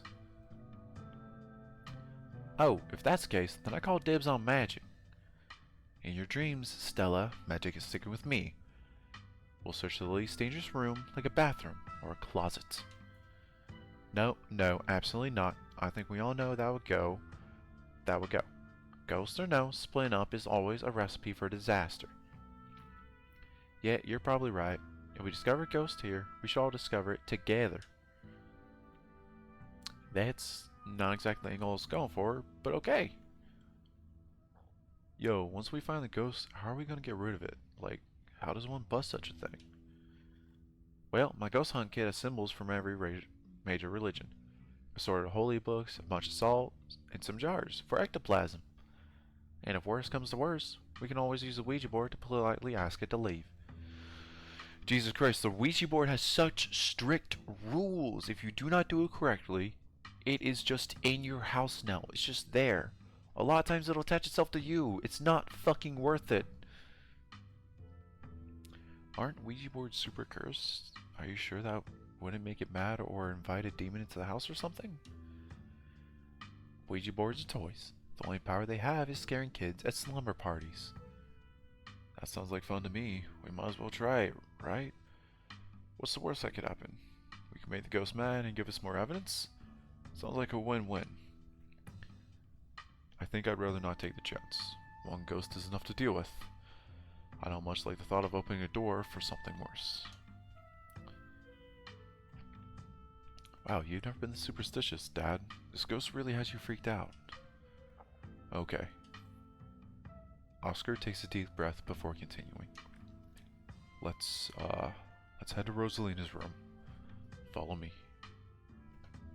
Kanika looks worried. Oh, wow. They weren't kidding. I don't see anything weird in the background. That feeling again. Like the mines. Like the doors to the clinic. A dusty, suffocating, dizzying feeling. Something is in this house. Though whether it's a ghost or something worse, you aren't sure. Whoa. This is where I've seen it. It appears on top of the stain. Do you mean this massive blood stain? It stinks to high heaven. Yeah, that's gotta be tough to scrub out. Doesn't the county own this house? Oh wait, no, that's Tabitha. Yeesh, that's gotta be tough to scrub out. Doesn't the county own this house?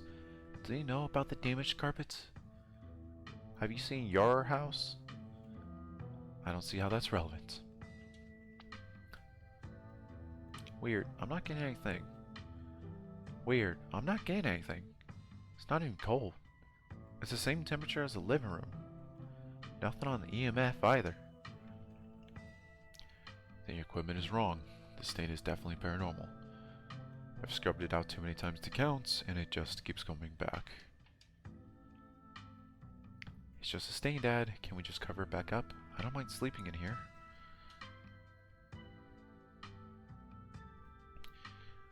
Maybe we have to scrub it out first. Could be that the paranormal stuff will activate if we give it a reason to. Good idea.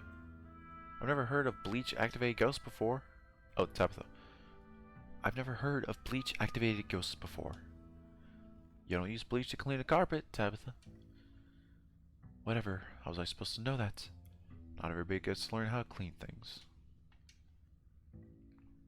If y'all are offering free carpet cleaning, be my guest. Gretchen says it's a blood stain. I think y'all are focusing too much on cleaning the stain and not off on what's made of, which is blood. It's probably just rusty pipe leaked through the floor. Are you sure you scrubbed it out? Ghost blood. Gretchen says it's a blood stain. Ghost blood. Or it's just a rusty pipe leaking all over your floor. I think that'd be a bigger problem than what Magic and Stella is suggesting.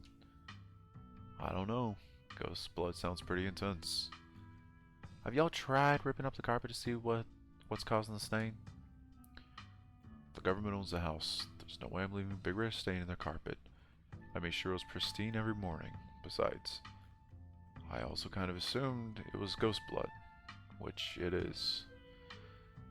Don't worry, I'm sure we'll just take you to court for neglect instead. Did it not occur to you that there could be a leaky pipe under the floor?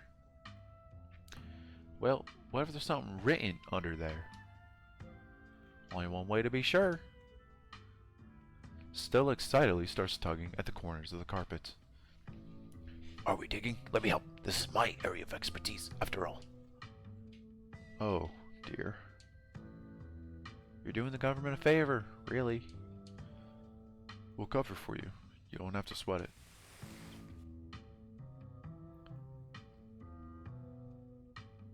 Okay. Everybody's shocked. Nobody's happy about that. Especially not Zane. Zane is finally not smiling.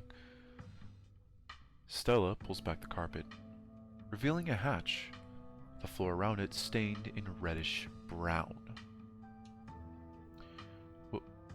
What if there isn't a ghost after all? What if somebody lives down there? Okay, maybe I don't want to sleep in here. A hatch? No. We're not going down the ramp. A hatch! A hidden hatch. It's even better than finding a message. But there's no basement in this house. At least, we weren't told about a basement. And look, all the red stuff is coming from underneath. Oh yeah, this is super haunted. Alright, you got a basement chock full of ghosts. I can just feel it. Still no readings though. None of the equipment has made a sound. Of course not. Y'all know last month was super rainy. It's clearly been a long time since anyone stepped foot in the basement or crawl space or whatever it is under that hatch. There must be a leak that flooded the whole area under the house. The water dissolved the caulk around the edge and leaked through the carpet. And it's red because North Carolina has red-ass dirt. It's simple as that. It actually does have red-ass dirt. It's not known as dirt, it's known as clay. And by God, it is hard to fucking dig through.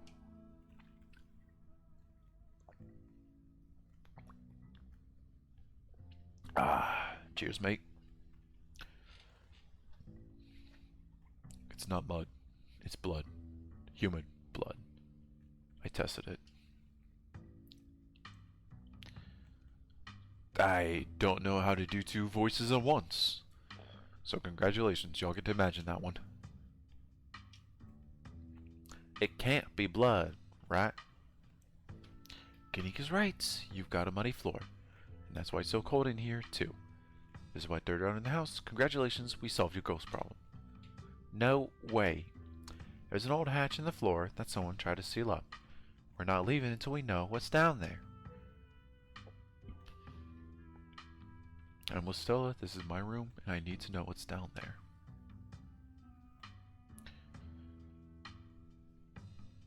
Have you considered they may have tried sealing up because it's unsafe? Oh, do you think... I kind of want to give him like Scooby voice, but I really have no idea how the fuck to do Scooby. Maybe Shaggy. Shaggy would be more fitting. Oh, do you think the flooding could have made the house unstable? I'm all in on ghost hunting, but I don't know if I could crawl to another dangerous crevice. Yeah, that shocked everyone. I'm going for it.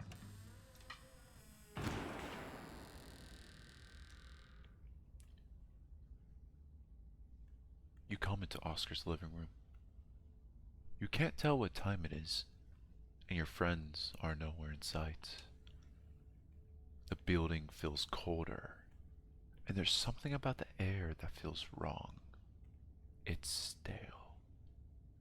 With an undercurrent of mold and earth, it makes you feel claustrophobic, as though you're in a coffin, each breath depleting what little oxygen is left. How did we end up back here? Where's everyone? Did we pass out again? Was there a gas leak in the basement or something? Some friends still turn up, but she keeps ditching me. Is feigning some kind of weird family thing? It was the ghost. Okay, what the hell is going on? Must be guess. Is feigning some kind of weird family thing? Is there a genetic condition I need to be worried about? Not that I'm aware of. Nothing like this has happened before you got to town.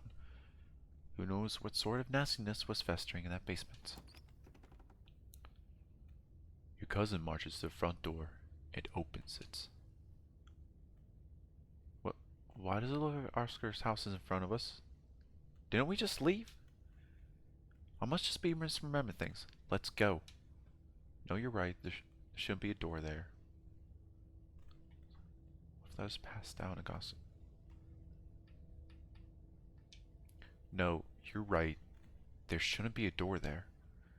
Clearly, whatever was in that basement is messing with our heads. We just left Oscar's house. Library has to be on the other side of that door. The two of you cross the hallway and open the door.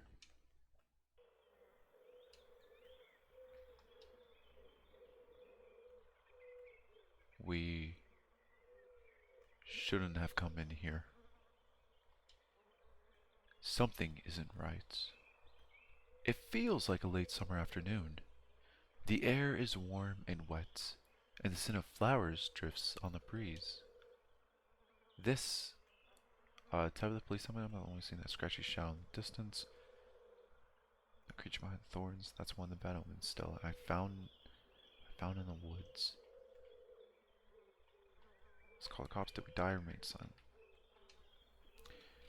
Do you see that creature behind the thorns? That's one of the bad omens, Stella, and I found in the woods. Ew.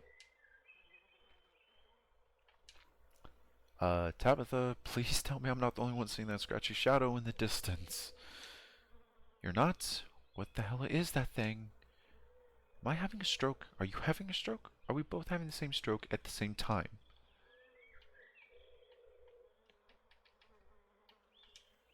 You reach forward and pinch your cousin. Oh, hey, what was that for? You suddenly remember you're supposed to pinch yourself to see if you're dreaming. Tabitha glares at you. There's gotta be an exit somewhere. We just have to look. Wait. Do you hear music?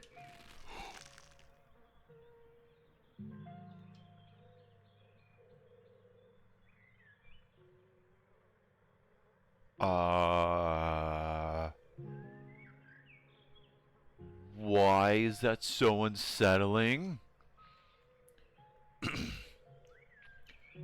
Movement stirs as a figure cloaked in shadow rises to attention. Stella? Who are you? What are you doing on my property? Bark, bark, wolf, bark. Huh? Stella, you scare me, huh? I thought Oscar said the county owned this place.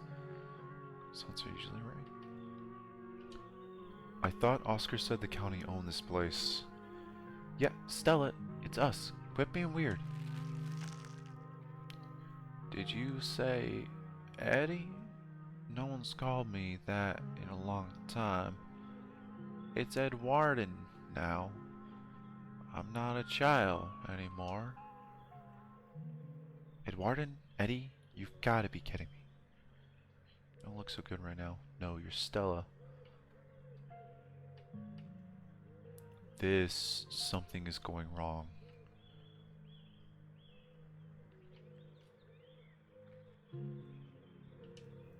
No, you're Stella. Yeah, quit trying to scare us. This ghost hunt thing is over. I'm taking my cousin home. Now. I wish I could say the same. You should have stayed gone. You absolutely shouldn't have shown up here, of all places. If you're caught, I don't think you understand what Father might do. Really scared right now? Doesn't even matter what I say. Am I supposed to have memorized lines or something? I'm scared of Father. Instead of responding, you said you decide to stand back and listen instead. It's like she's got some kind of script. Maybe when it's done, she'll get back to normal. Arf. Arf.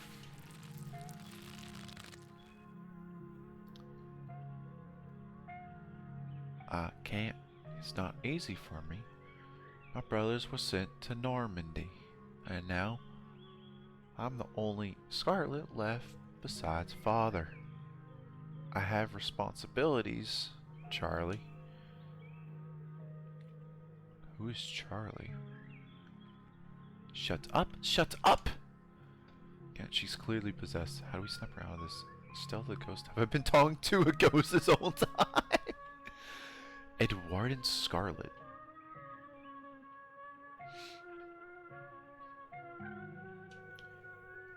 I am more important than your responsibilities.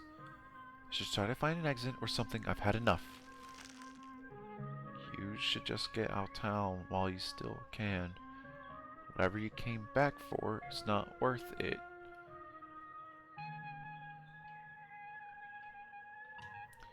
Let her go, spirit.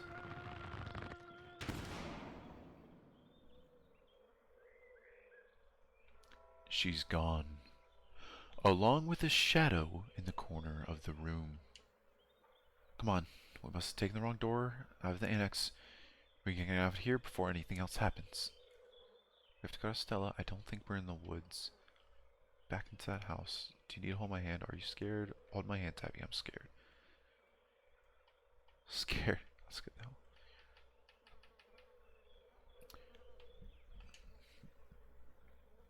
I don't think we're in the woods. I don't think we ever left the house. No way. Come on. We're going back inside. She yanks your arm, pulling you back the way you came. Where did the annex go? Ooh, this is bad. Please tell me we didn't just kill Stella. Let's try the door. Let's turn back. Just open the door. Let's try the door. But there can't be anything behind it. It's just standing there. You ignore her, walking forward and reaching for the doorknob.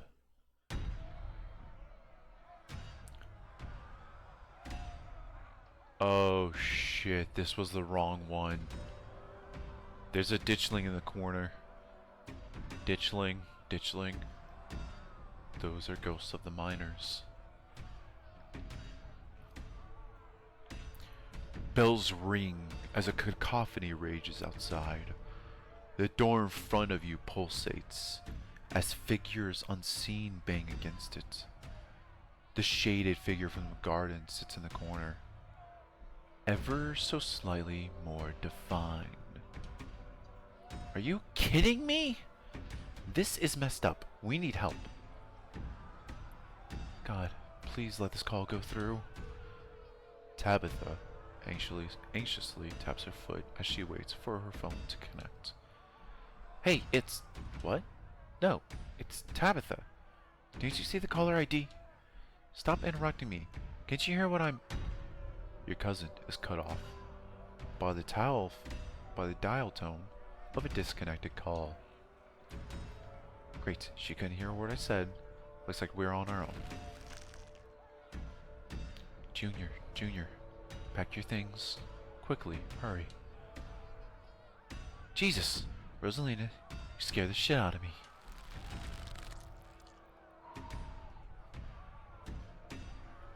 Oh god, I don't like this. I think I figured out why those things creep me out so much. They look like, not marionettes, mannequins. Like fake humans.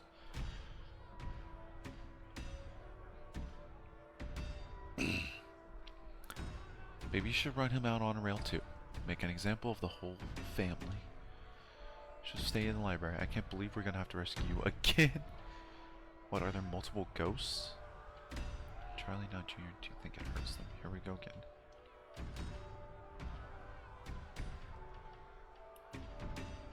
Wait, are there multiple ghosts? Your guess is as good as mine. Please, it's only a child. We'll leave peacefully. Just give us a little time. They were only children too. My boy was in there. Why should I give Junior all the time in the world to gather his little toys and fancy clothes? My boy didn't have that kind of luxury. Oh.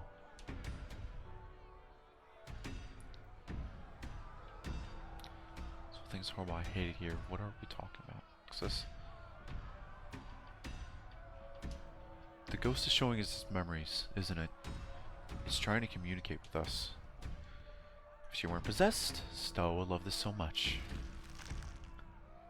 Don't listen to him, Charlie. Just keep packing. Looks like the others are on their way. Better hurry, boy. Or you and your little dolls here might get burned up. As for you, lady, what makes you think you're going to be keeping any of those valuables you're packing in a fine suitcase of yours? Touch the symbolism in these. Should we?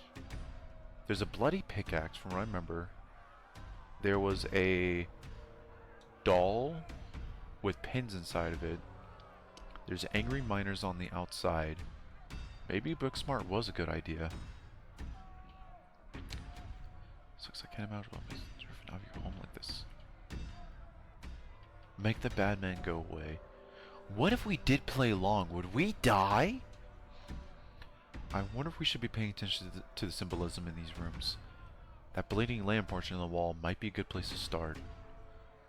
And the pickaxe is probably emphasizing this place's connection to the mines. You can have fun doing that yourself. Trust me, boy. The coppers ain't coming here tonight. What makes you think you can talk to an adult like that? Maybe they should have had you working in the mines too, instead of lazing around in the big house. Maybe you would have learned a thing or two about respecting your elders. Don't talk to my son like that. Don't talk to me like that, woman. I call the shots, now get out, unless you want to go up in flames with all your precious jewels and expensive dresses.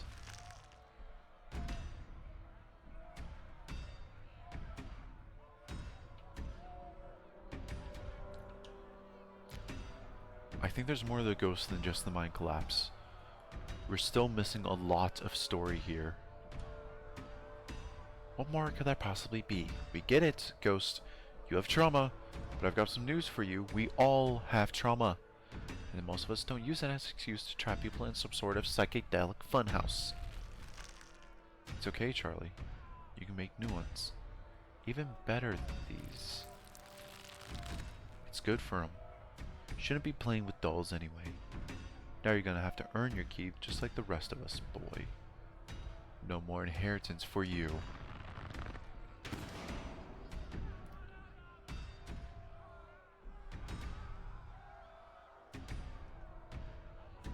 Alexis and Rosalind are whisked away, leaving you and Tabitha in the empty room. Okay, so the lamb definitely symbolizes... It has a bunch of arrows sticking inside of it.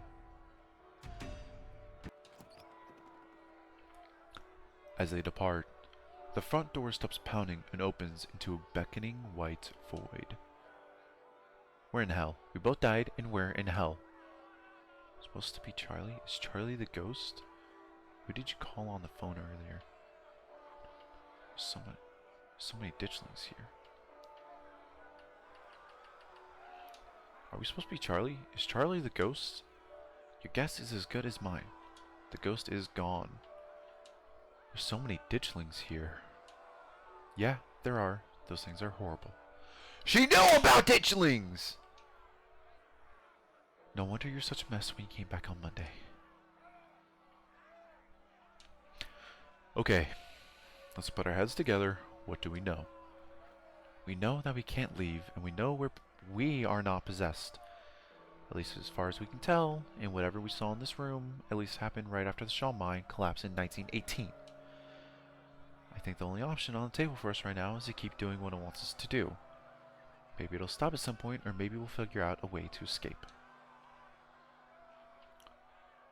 Get out of this, shall we? You're right. There's only one way to get out of this. Shall we? Yeah, let's get this over with. Cheers, mate.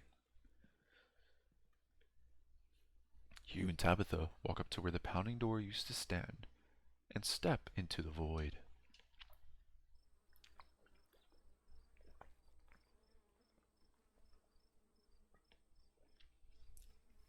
Ah.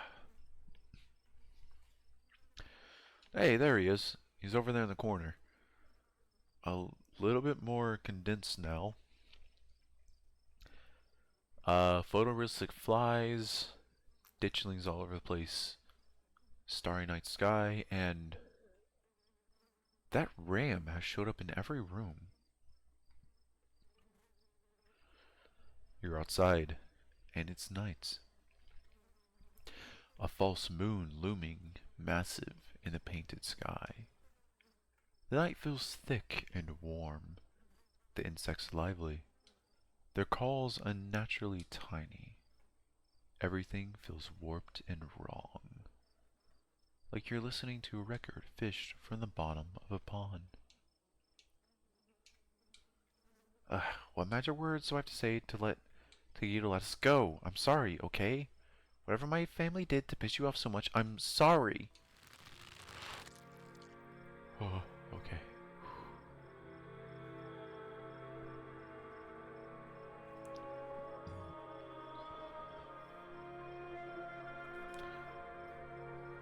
You poor dear.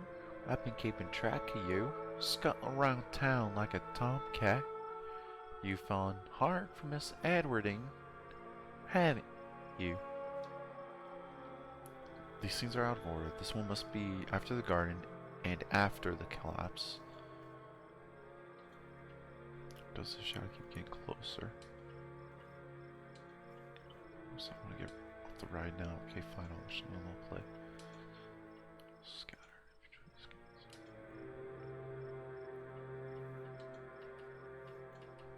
I'm not too sure if playing along is a good idea. We played along in the last one, and the shadow got thicker. This time, there's no noticeable difference. It does have hands and it does have a face, but it had a semi-face in the first one. It got its face and hands in the second one, but in the first one we played along slightly.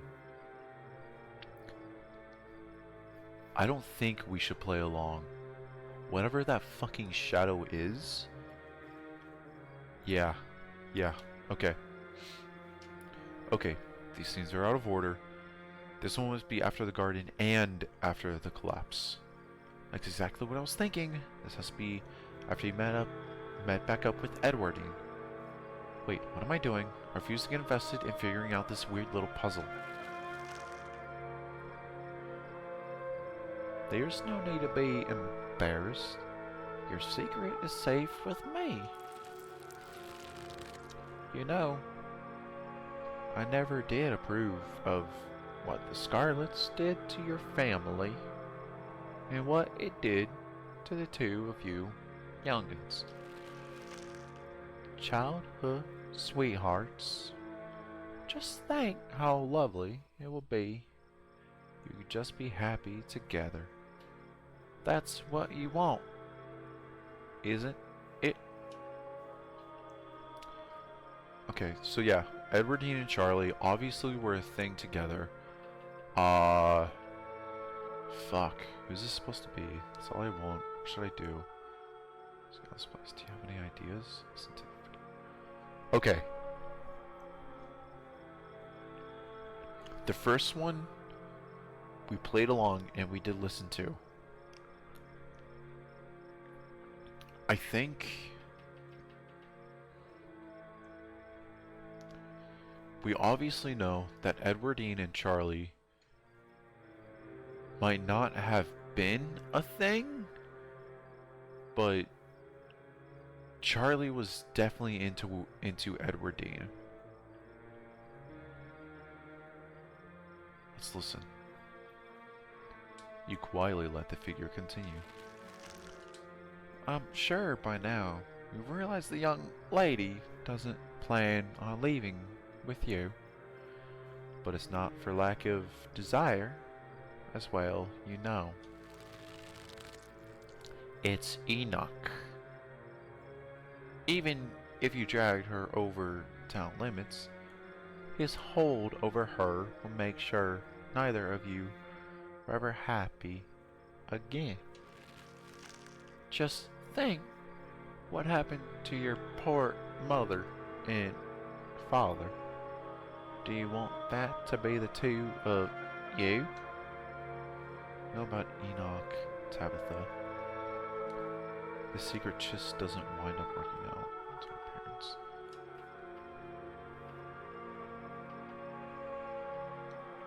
Tabitha definitely knows what's going on. Something tells me the secret just doesn't wind up working out. Yeah, I can tell you for a fact that our great-grandfather's name was not Charles. The powers at work here are stronger than even your love could withstand. You need to break the bonds holding her here. Then you can both go free. No more misfortune. Not for you. Not for anyone else bold enough to step foot outside the holler. Kanika mimes handing you something. Although her hand is empty. Everything you need to know is written on that map. Some of the plates in this room. Thoughts, some misfortune, some offense. Oh, an item to quest for when we're out of here.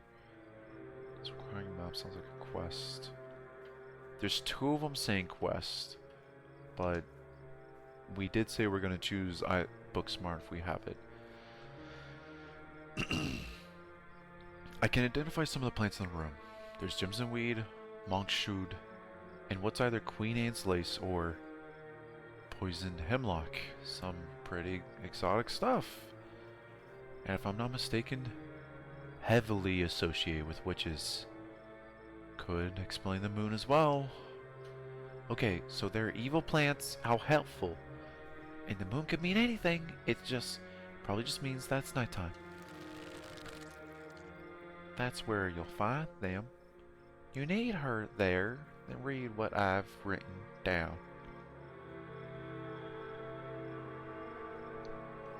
And be careful.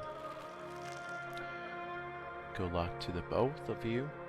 I hope you get your happiness. And then she's gone. Tabitha sighs. Okay, let's find the way out. Unless you have any ideas, I don't think there's anything else we can do until we get to the end or until we die. Whichever. Before the two of you can leave, a smell hits you. Sweating, suffocating flesh, with a tinge of this saturating and stomach-turning scent of decay. There you are. I would have found you sooner, but the resident clearly didn't want me here. doesn't seem to have the same issue with these miserable little parasites.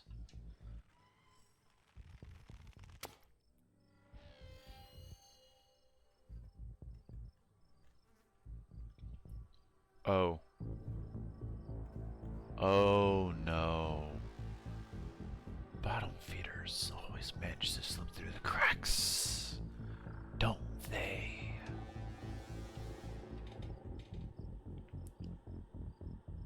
We need to run. Fuck, it doesn't say bring her with me. It's been very specific beforehand about who we bring with us. Just gonna hear a quick tap of that. Let's team up against him. Hey Wayne, you wanna figure this out with us? How did you get in here? You say that like it would be hard. Creatures like this are all smoke and mirrors. No substance, no real power. Just enough to keep you both going in circles. Tabitha grabs your arm, her grip tight and nervous. We're getting out of here.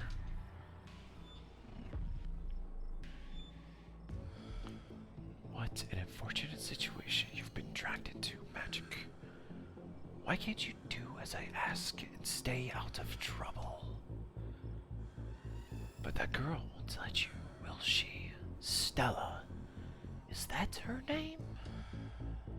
Perhaps I should pay her a visit soon, if she makes it out of here alive. Tabitha bolts for the underbrush, desperately pulling you along. Stella, what's he gonna do?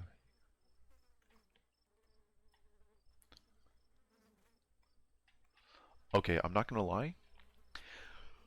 What the actual fuck? I really do kind of want to know, did she kill him?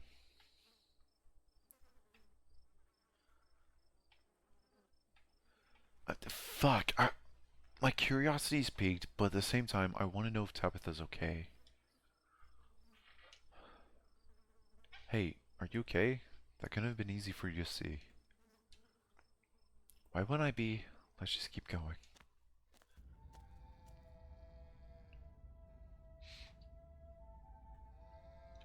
Bottles. There's Oscar, and Ditchling's over there too.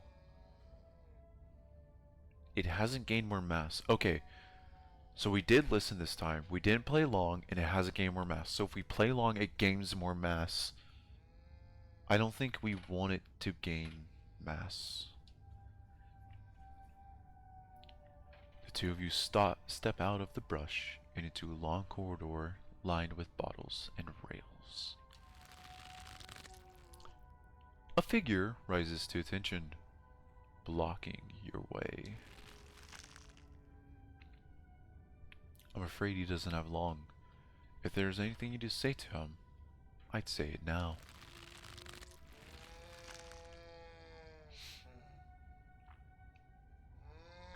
The face is more defined now.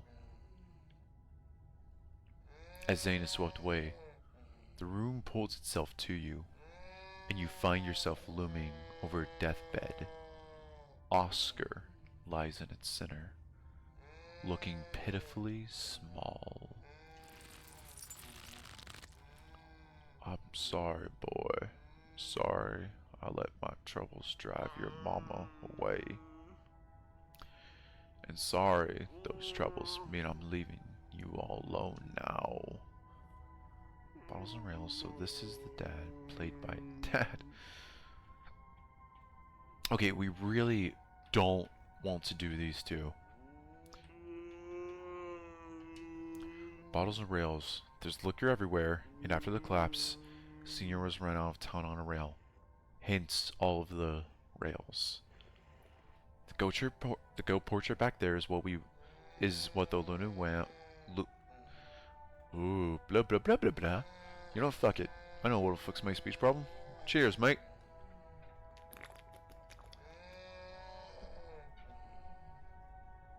A bottle 4 down. If I continue drinking, I'm gonna have to grab something harder. The goat portrait back there is what the wounded lamb from the room with Rosalini grew up to be. Same as the goat head in the garden, as in Charles Jr. Charlie. Yeah, that seems to sum it up. Jeez. I kind of feel bad for the guy. That's exactly what he wants us to feel, isn't it? Oscar looks so small and pathetic in that bed. Damn it, Junior. How many times do I have to tell you? I try to stop it from happening, but that damn snake Enoch went behind my back. Oh, what bullshit! Strike a nerve or something on my end. What do you know about Enoch, Tabitha? Our great-great-grandfather. He was in charge of the mines when they collapsed. Besides that, I don't know anything, so don't bother asking.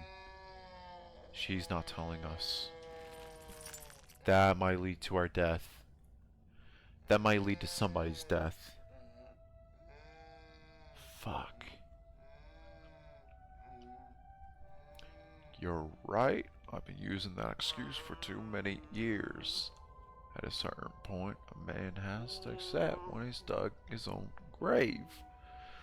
They may have run me out, but they didn't put the bottle in my hand. Still, they destroyed our legacy, boy. Both our names are cursed with that history. I'll be dead and gone soon, but I won't be able to rest. Not until our name is cleared. Not until you pass on this name with pride. This is my only request, Charlie. Go back there. Tell people the truth. Oh, fuck. I know I have been the best father, but I'm no murderer.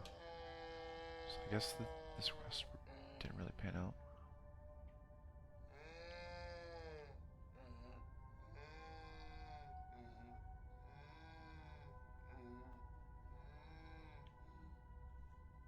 The crying is supposed to be Charlie. I think the ghost is Charlie.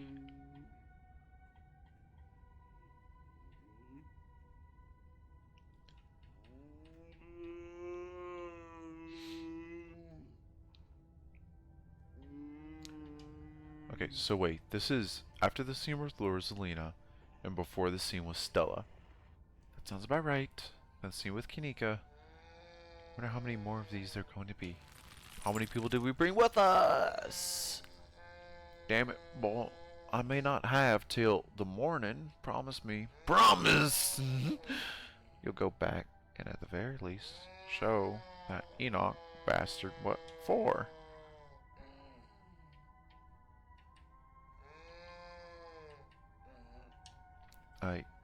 I promise. You watch as Oscar's body seizes and falls through the sheets, taking the rattling pile of bottles with him. This ghost is so full of it. Your cousin steps forward and disappears through the hole left in the bed, leaving you to follow.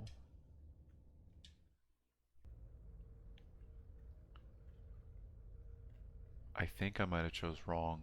Its hands are definitely a bit more high definition. There's the goat again.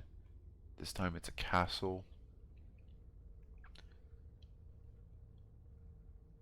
I feel like there's less ditchlings now, and not as big too.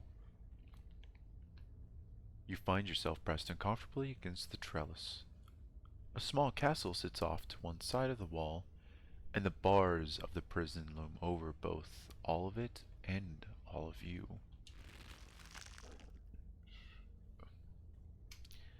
Climbing up the trellis again. How very Romeo and Juliet of you. No need to run off. I won't tell the old man. Though you've gone sloppy, you should try to be more careful if you don't want him putting you in an early grave. Who's this? Play along. I like to see the old man try. Booksmart is gone. Okay, so obviously we're Charlie going after Edwardine at this point. Okay, who's this? You keep asking me things like I know any better than you do. We've both been seeing the same rooms. You're the one who grew up here. I just thought you might recognize stuff. You're the one that grew up here. I just thought you might recognize stuff. It's not like this is exactly what the real world looks like, is it? How am I supposed to recognize anything when it's all messed up like this? For all we know, none of this even happened. And even if any of this did happen, we just say this is even close to an accurate interpretation. We're watching the memories of a dead man. We're watching Charlie's memories. Not one of her brothers. I'm a prisoner. Another victim of the Scarlet's lies. Like you, Charles Shaw.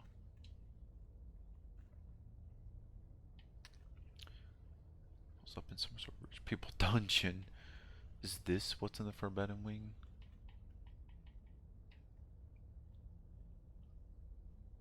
Charlie.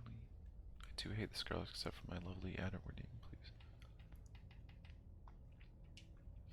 The castle, the goat knight, the unicorn of the state, Charles Jr. and Edwardine. I'm guessing, but that's definitely not her behind those bars. No, definitely not. A mere generation makes no difference. His blood runs in your veins, does it not? And now it runs in hers. Yes, it seems your little tryst bore fruits. And oh, will you ever be in trouble when the old man finds out? Tabitha's eyes go wide.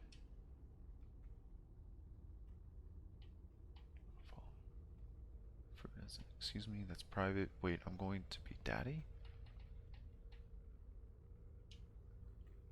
But if this is a state, is there a room with bars on the window? Shh, let it talk. I think this might be important. You know you don't have to keep dangling there. Come inside. You'll be able to hear me through the door just fine.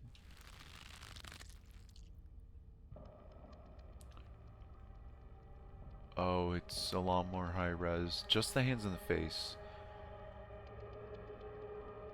A world around you swirls, and you and Tabitha find yourselves pulled to the other side of the wall. A door bound by countless locks and chains pulsates before you. It's supposed to be the state, but I can't tell how much this is real, how much this is metaphor. So you've seen I don't want to be here. What's going on?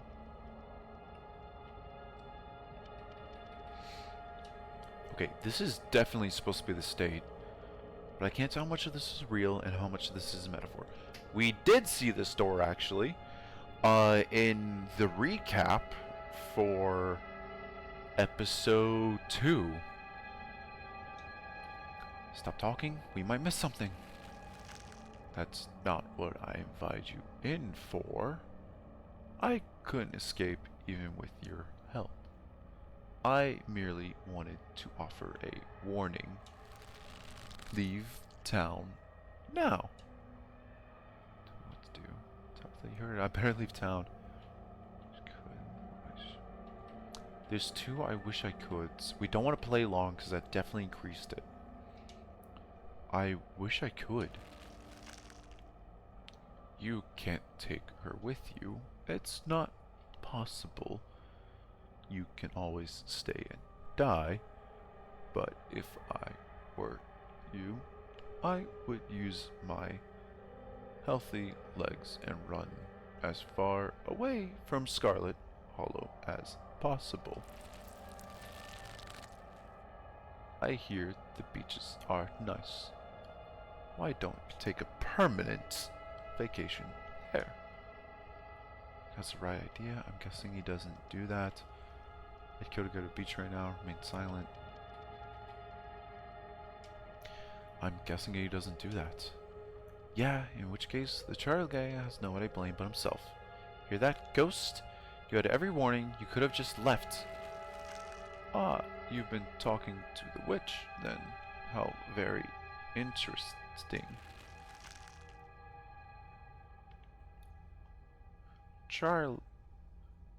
Charlie, get away from the door. Don't listen to it. Stella. Get out. How to free you soon, Stella. There can't be much more of these memories.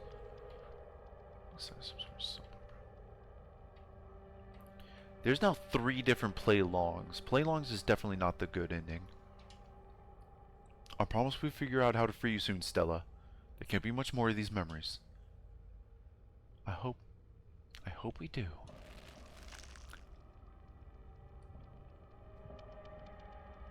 It responded to us.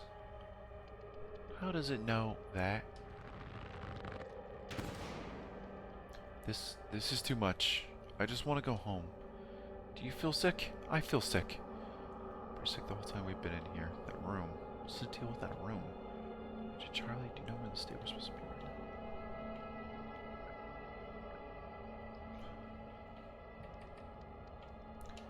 Do you know where in the state we're supposed to be right now? This is even a real place, and not some sort of garbled mess of metaphorical memory. It would probably be in the Forbidden Wings, at least going off the location of the windows. It's been sealed off for at least a decade, though. Some point thinking about it, okay?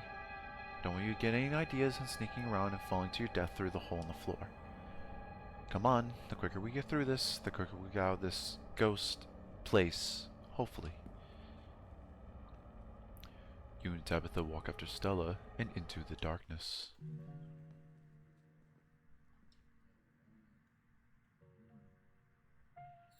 Any recurring themes? There's a lamb.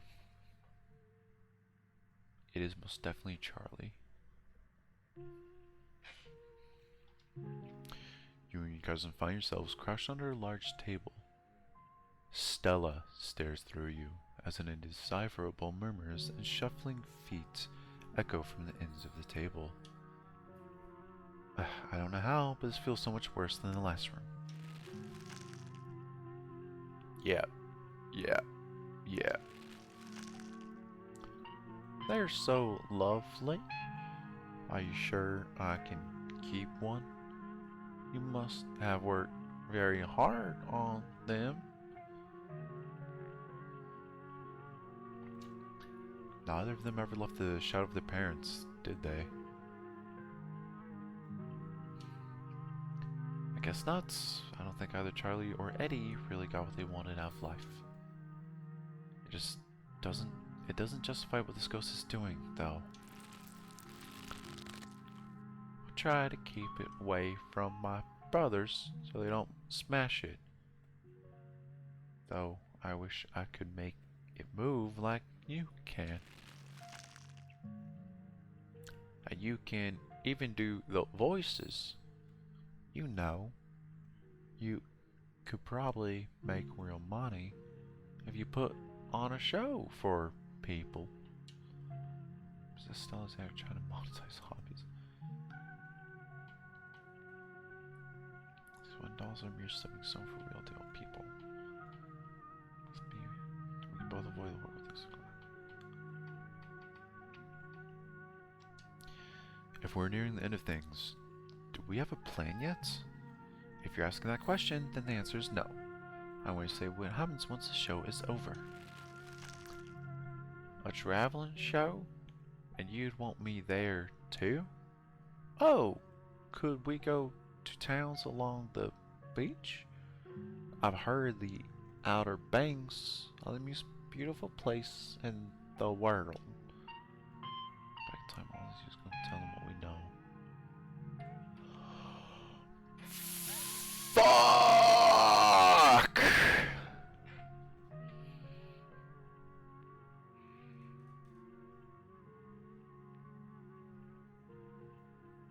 Okay. I wish we could go back in time all those years ago and tell them what we know. We do know what's about to happen. We know that something horrible is about to happen. I think we could have actually changed the past.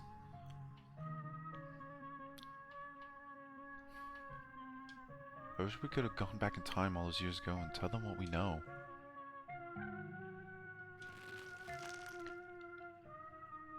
Thank you, Charlie. I've always wanted to see the ocean.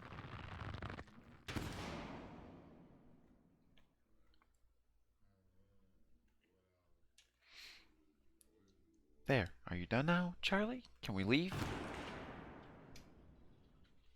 Everything crashes to thunderous black before you, or Tabitha can get in another word.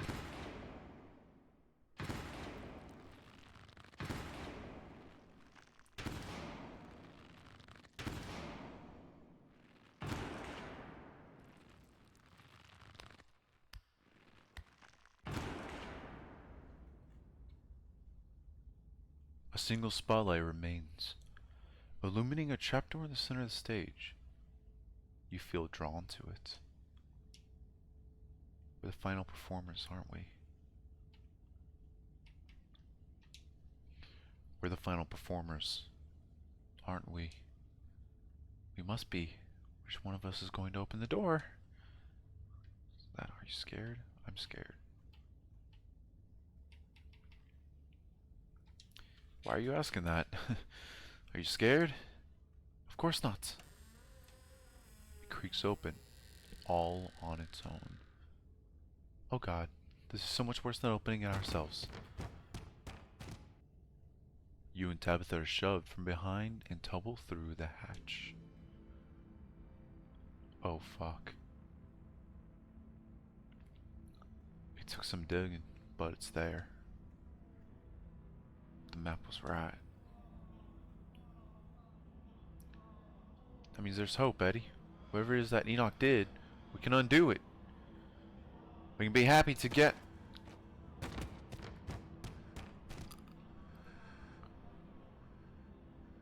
Eddie?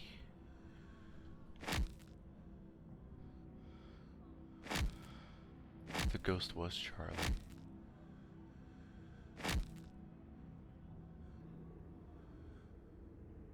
Oh god. I'm actually going to be sick this time. Your cousin violently heaves into the void, but nothing comes up. There's nothing there? This place is completely empty. Edward Dean was a murderer. Whatever Enoch did, we're gonna do it. What the hell is that supposed to mean? Tell me we're in purgatory. Okay, everyone's missing.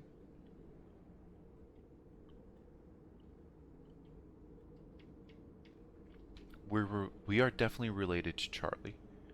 That's why we're fucking sucked into everything, and it's just us. We are related.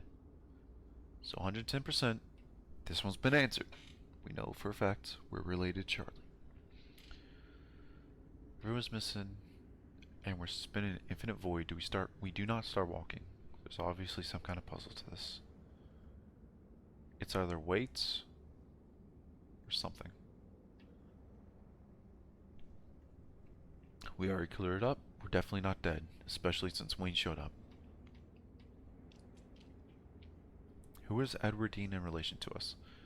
Okay, since Charlie is like a great-grandfather or great-great-grandfather, regardless, he's in our blood. Edward Dean would be our grandmother. Did we can undo it? What the hell is that supposed to mean? So after Dean was murdered. Okay. It mentioned beforehand that no matter what, Enoch has control over Edwardine. No matter where you go, no matter where you hide, the only way to get away from this thing is to get out of the Holler or Scarlet Hollow. It's the only one we have unanswered. Whatever it is that Enoch did, we couldn't do it. What the hell is that supposed to mean? Enoch died nearly 80 years ago. Doesn't matter what he did. Does it even matter if he framed Charles Shaw at this point? Who's left to be hurt by any of this?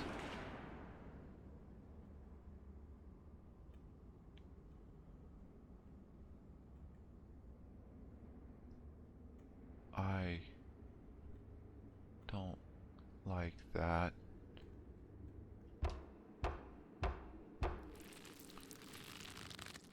Do you repent? Do you repent for your crimes? Don't know us. Tabitha's the one you want. I haven't even stepped foot in this town before a couple days ago. Fuck, we just kill her.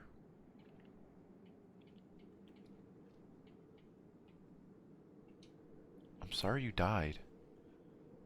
Don't answer it. You must answer for the crimes you committed by your scarlet blood. Are you kidding me? I hate it here. I hate it here so much. Until you do, I cannot die. I want to die. Please.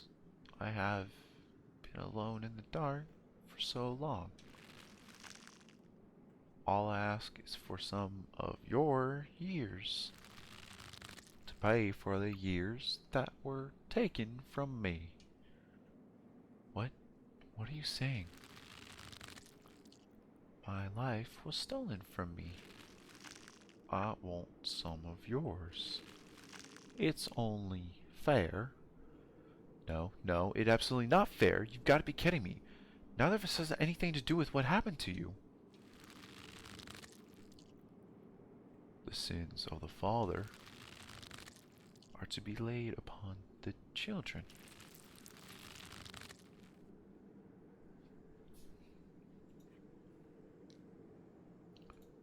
Save 1, save 2, main save.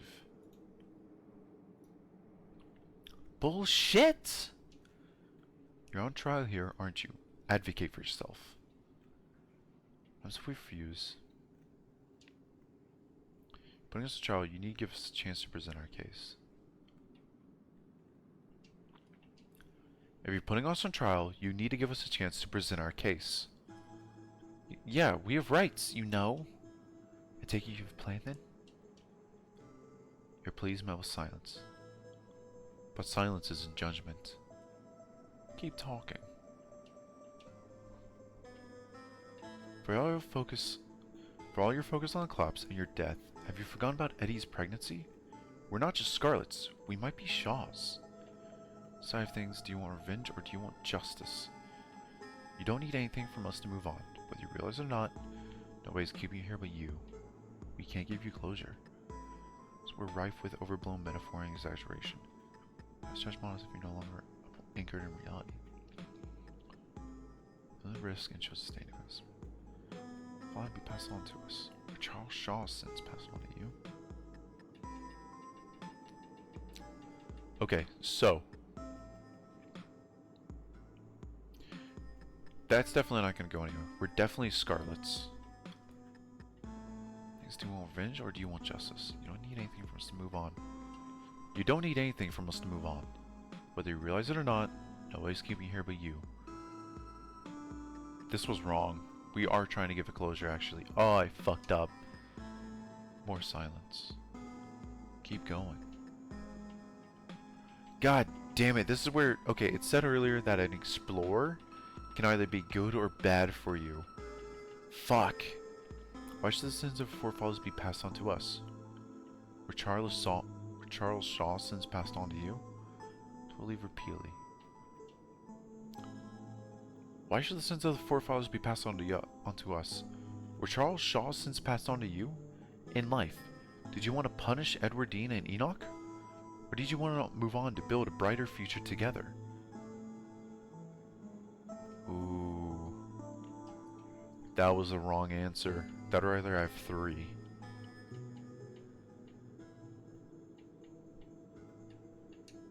You were told to leave repeatedly.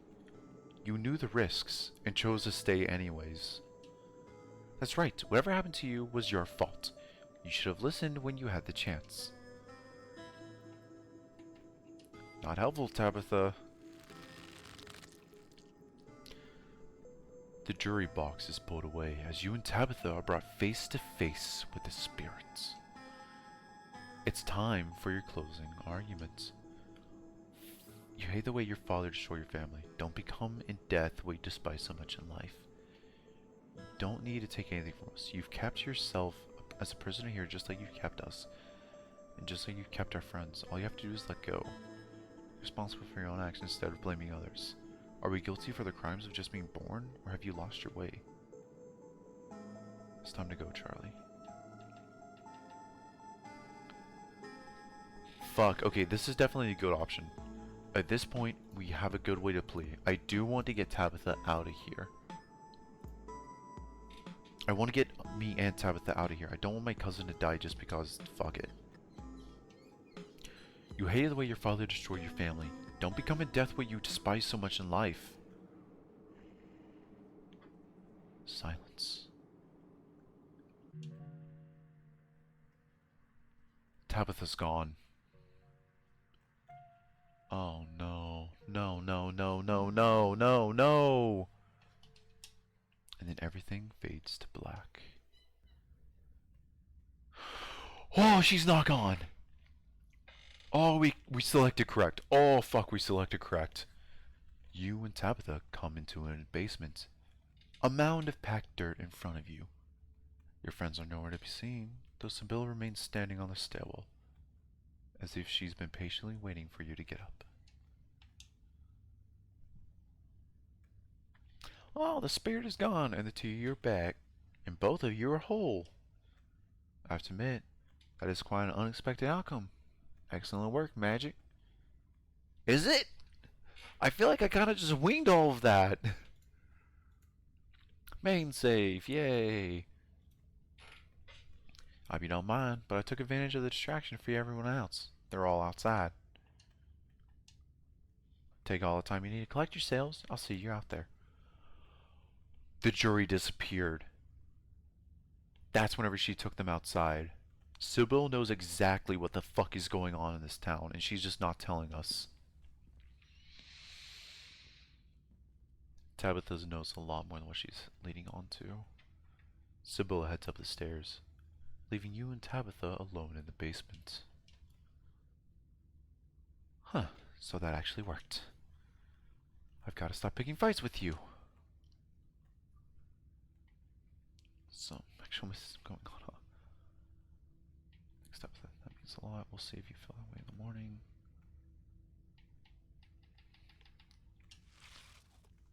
Before you go, you decide to investigate the shallow ground in the middle of the room. Tabitha follows closely behind you and watches you dig.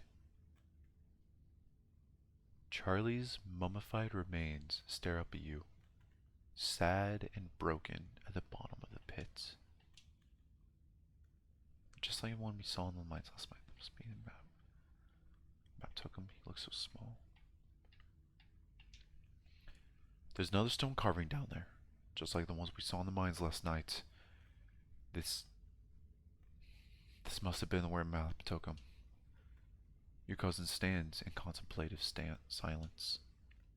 Yeah, I guess so. So it's built on. I need to address Sibyl. Well, yes, I want to build rapport with my cousin. The fact that Sibyl knows exactly what's been happening. Yeah, I guess she knows things. It's good to know someone who knows things. Let's just get out of here, okay? You're outside. It's real this time. A cool autumn breeze blows small piles of dry leaves across the steps of the library. Finally, we're out of the funhouse. I'm gonna go wait by the car. The last thing I want to do after all that is talk to people. Tabitha doesn't wait for you to respond, pushing past you and heading towards the car. I'm gonna peace out too. Back to bound accounts with my own mortality. I've got a lot to... Jesus Christ. I'm pretty sure this kid's like 13, maybe 15. Yeah, to be fair. See ya, Rosalie. See ya, Alexis. Cindy walks off down the road. How are we supposed to know it will be like that? Things have been strange around town, sweetie. Now's not the time to be poking around in the supernatural. I thought you learned that lesson yesterday. But magic... But magic isn't real. I mean, it's not supposed to be. God, that hurt. Everything is so sore. My bones weren't meant to bend like that. I'm gonna be hurting for a few days at least. And poor Rosalina. I'll make sure to bring them both some tea later. I think I've just the thing. Fuck, that's what it is. Sibyl's a witch. Why didn't I see it earlier? Fuck. Did I say earlier that she's a witch, maybe? She's definitely pagan in origin. Mom, this is no time for tea. Jesus, the girl's lost a leg. She needs real medicine. Real medicine comes from natural greens, doesn't it? What I have to offer is no different than what Dr. Kelly would prescribe. And besides, after all you've seen, are you really so sure you have that much of a grasp on the real and unreal? Magic. Is it really gone? And I didn't have to sacrifice anything. I just saved all your skins to the power of my master debate skill.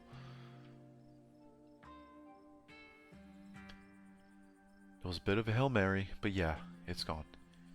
I didn't have to sacrifice anything. You're too modest. It's a considerable feat to reason with a spirit like that. I can't believe you actually got us out of there. And you got our house back. I don't know what to say. Thank you so much. I do my best to make it up to you. And I think that ghosts are actually real. Stella's got to be over the moon right now. Actually, wait, where is Stella? Oh, she's just standing there by herself. That isn't like her. Is she okay? I was wondering the same thing. We just saw a ghost, and she's just standing off by herself. Which, like, fair, that'd be normal reaction for anyone else who's just any ghosts. But this is Stella we're talking about. Okay, I don't think... Yeah, I'm gonna go check in with her. You walk over to Stella. I've never seen anything like what we saw tonight. Absolutely dreadful. I don't think my dear Stella is having an easy time with it. Oh, hey, Magic. I'm here if you need me. There's another one of those carvings in there. Actually, see Michelle saw. I'm here if you need me. I'm so sorry, Magic. I don't think I can talk right now. I'll call you, okay? She hurries off down the road.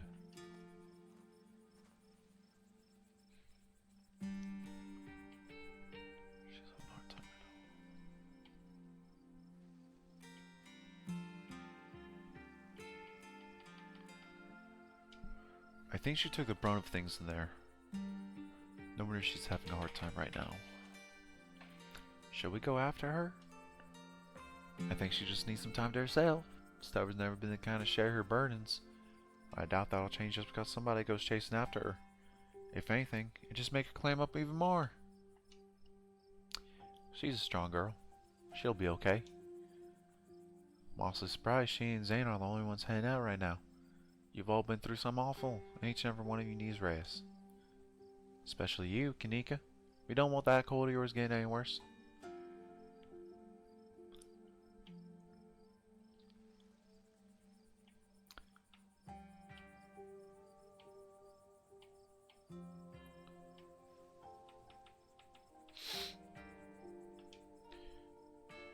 There was another carving in there.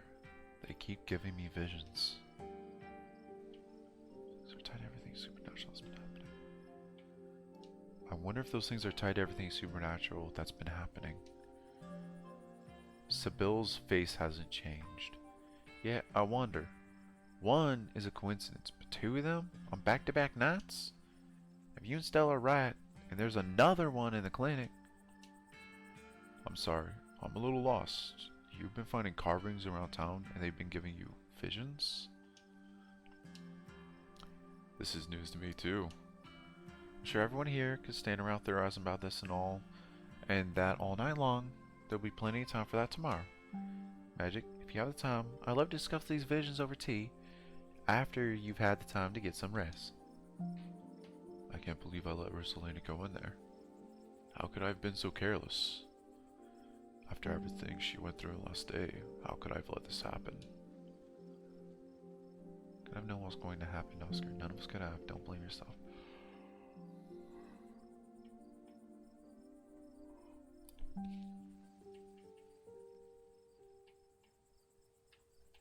Okay, cool. So it did lead back to the line of questions. You couldn't have known what was going to happen there, Oscar. None of us could have known. Don't blame yourself. Stella's looking off to Avery and Stella. Bruh.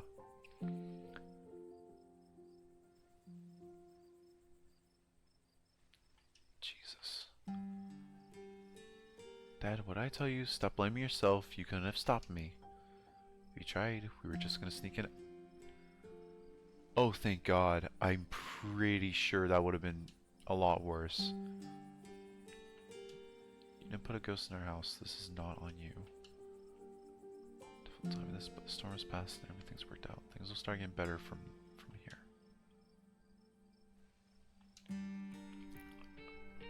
Oh, those three looked at me. Wayne didn't. Or Avery. I ran into Wayne in one of those rooms, and he vaguely threatened Stella if I kept poking around. Wait, are you serious? Should we be worried about her? His bare hands was pretty scary. Of course we should be. He also caught a ditchling with his bare hands. It was pretty scary. That's just another reason we should keep our distance. Stella's smart. Hopefully she'll be okay. There's someone else in there, but that's my house. Rosaline and I live there. Did he say anything else to you? But you need to travel magic for any details. No one paying any mind to that man. No, Sybil. You fucking know something. He's just a drifter. He'll be gone soon enough. In the meantime, stay clear and he won't make trouble.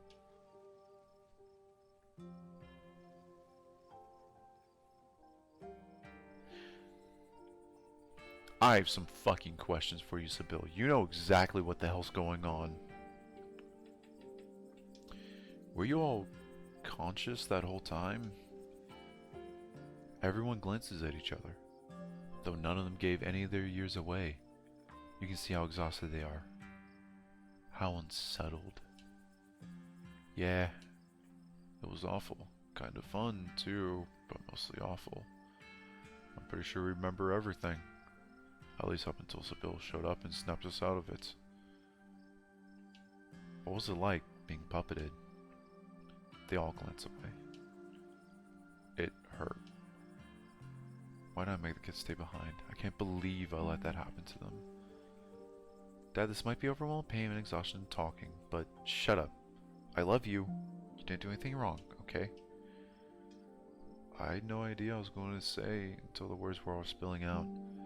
It was like I had no control over myself. I remember each and everything I said. It's like I was burned into my memory. You poor souls. I can't be... I should head back with Tabitha. I should probably head back inside. It's starting to get chilly out, and there's still work to get Rosaline set up for the night.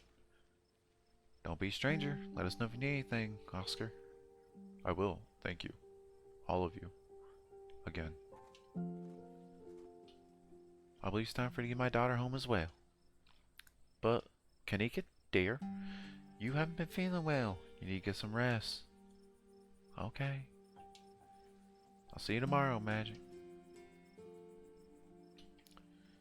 Tomorrow, if I manage to get off Bethany yet. Yeah, I'll see you tomorrow. Cool. Kanika wearily treks back to the general store. Before I go, Sybil places a hand on your arm, holding you back for a moment. I'm sure you have questions after everything you saw tonight, but let's not get into it here. I think everyone can use a little rest and relaxation right now, yourself included. If you swing by the tea room sometime tomorrow, say early afternoon, you and I can have a little chat. I'll see you then, Magic. Sybil leaves you and catches up to her daughter. I guess it's just the two of us now. Roughly place mostly on this. What do you remember, dear? Do you regret coming along tonight? Look, that was a horrible experience that will stick with me for the rest of my days. But it was also kind of amazing for that. I don't know if that makes sense, but how many other people can say they were possessed by ghosts?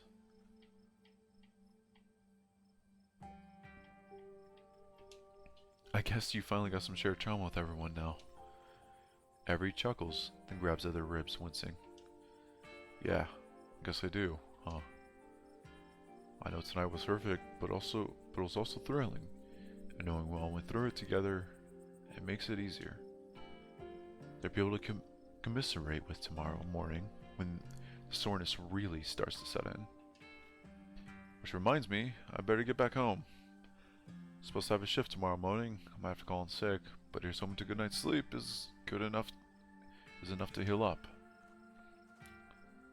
Avery heads off, leaving the square in front of the library empty. Time to wrap things up here.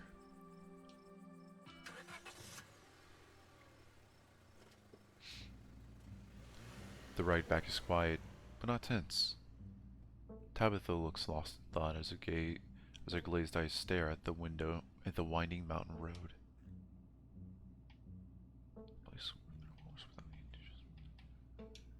Thanks for coming along tonight. That place would have been a lot worse without you. I tell you, someone had to be there to watch your back, but I guess you wound up handling everything just fine by yourself. I suppose I shouldn't be surprised. You've got guts, Magic.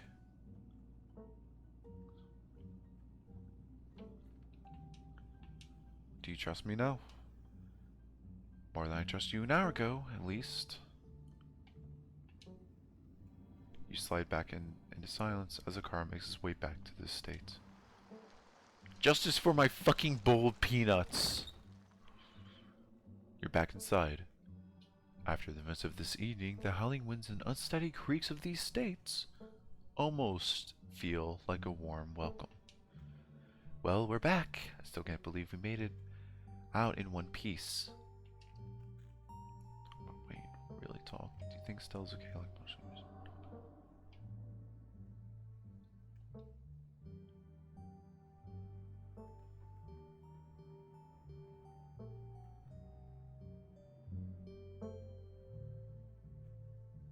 You know, that weird, like, breeze ghost sound effect has been there the entire time. Just the stream you needed? Oh, bro, I'm so sorry to tell you.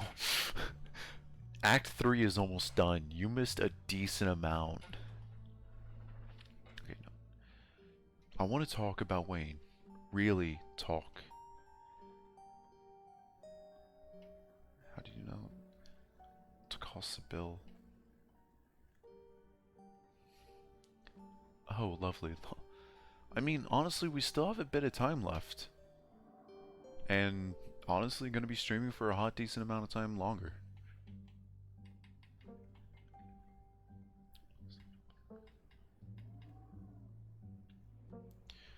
Alright, so... Fuck. So to summarize, in part 2, if you remember, there was mentioned a ghost that was haunting Oscar's house. We finally went to Oscar's house to try and figure out what the fuck is happening.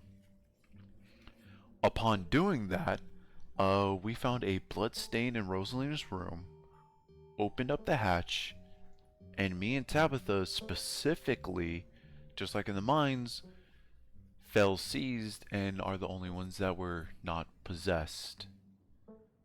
This time, Oscar, Avery, Rosalina, Alexis, Stella, and Gretchen. Gretchen didn't really say anything this time, weirdly enough, but all of us were possessed. Not only, or all of them were possessed. Not only were they possessed, we found out about a dude named Charlie. Charlie Shaw, who apparently blamed the Scarlets for everything. I don't fucking know how. I'm not that smart of a human to figure out how it all worked out. But through the tale of Charlie, we were able to convince Charlie that, honestly, his death was his own doing and to stop haunting the house. Oh, also, 90% sure Sybil knows exactly what the fuck's going on. And she's just not fucking talking. She'll finally talk tomorrow, but fuck! I don't want to have to wait till Monday to keep playing this thing. Well, Monday and... Shit. Actually, no, I'm going to day shift next week. Well, I'm going to day shift for a week as far as I know. My stream time might have to change.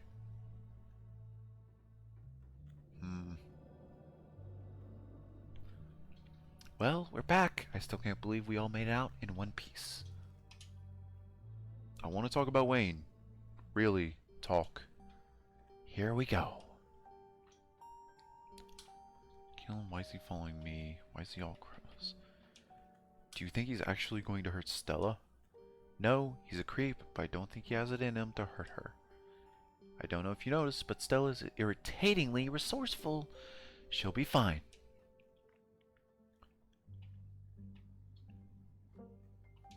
Did you kill him? He's obviously not dead, so no. Also, thanks for accusing me of murder. Love that. You really don't want me talking to him. What does he know you're afraid of? I'll find out. Why is he following me? He's a creep stalking his ex-cousin. Ex's cousin. All the more reason to not talk to him. He's there for men now. Stay away from him. Okay. That clears up a lot more. Because in episode 2, we realized that Tabitha had multiple exes. And apparently, damn near every ex that she had ended up in some weird tragedy.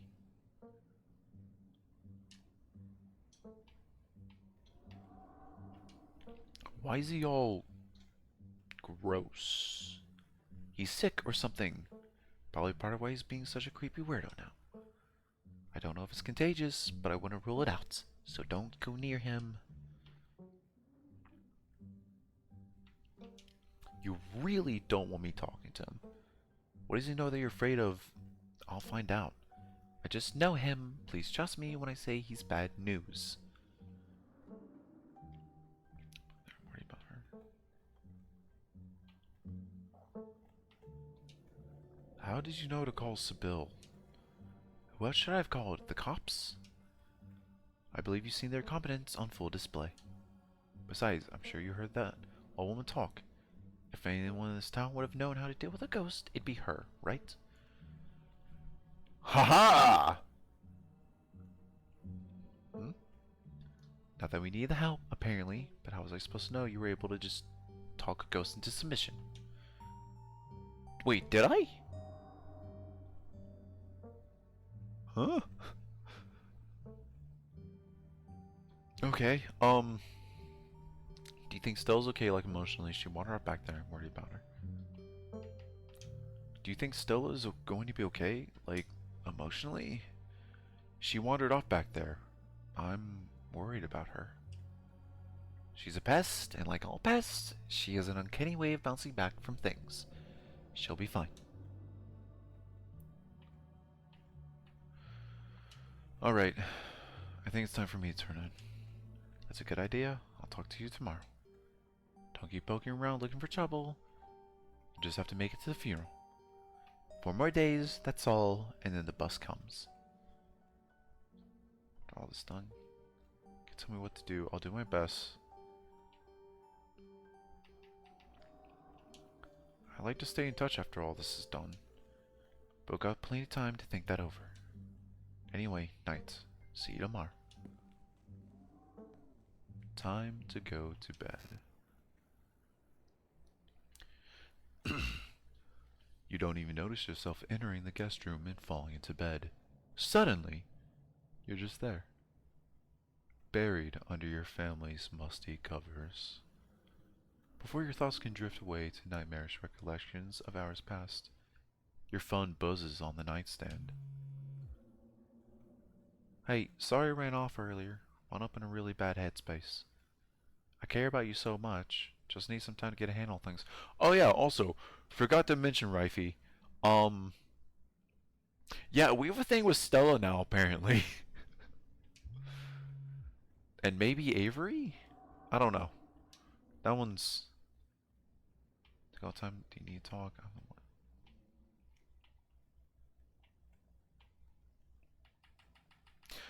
Pretty early on, actually. A lot earlier than what you would think.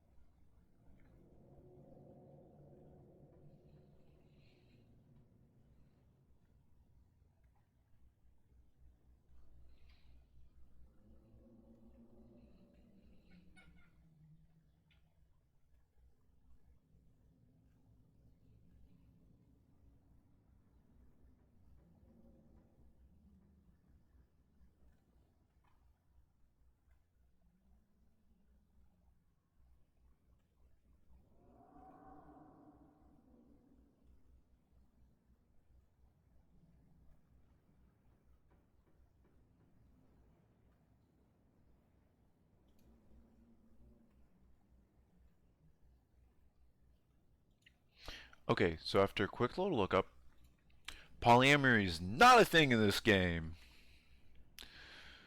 So once you lock in with a character, you're locked in. And honestly, I kind of have to agree with Ozzy. Stella might be the way to go. Either Stella or Avery at this point. You call Stella, but it goes straight to voicemail.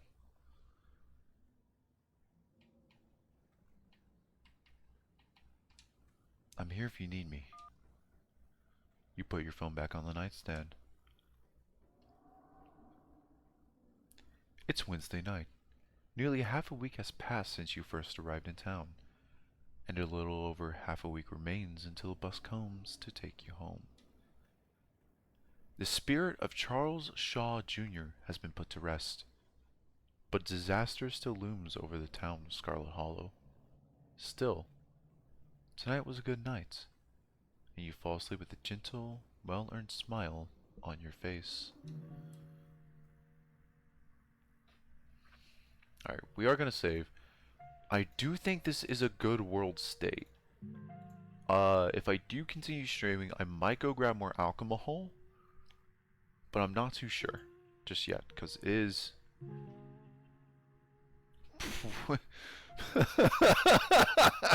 You ever had ads in the fucking game before? Hi, thank you for playing through 3 episodes. You want to join us on Discord? It's actually 4 in the morning right now. We're gonna continue. Would you like to see a recap before starting episode 4?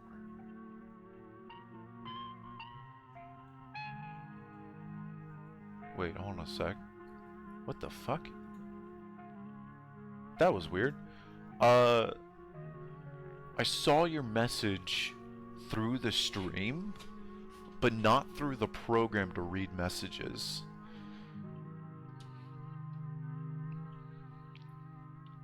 Do what I need to? Thank you. Regardless of that, we're gonna hit no. Alrighty. This is a pretty good place. I'm sorry you ended so... or you joined in so late, Rife. Luckily everything's recorded if you do want to watch it back. I do not... Actually, hold on a second. I got you. Watch this shit.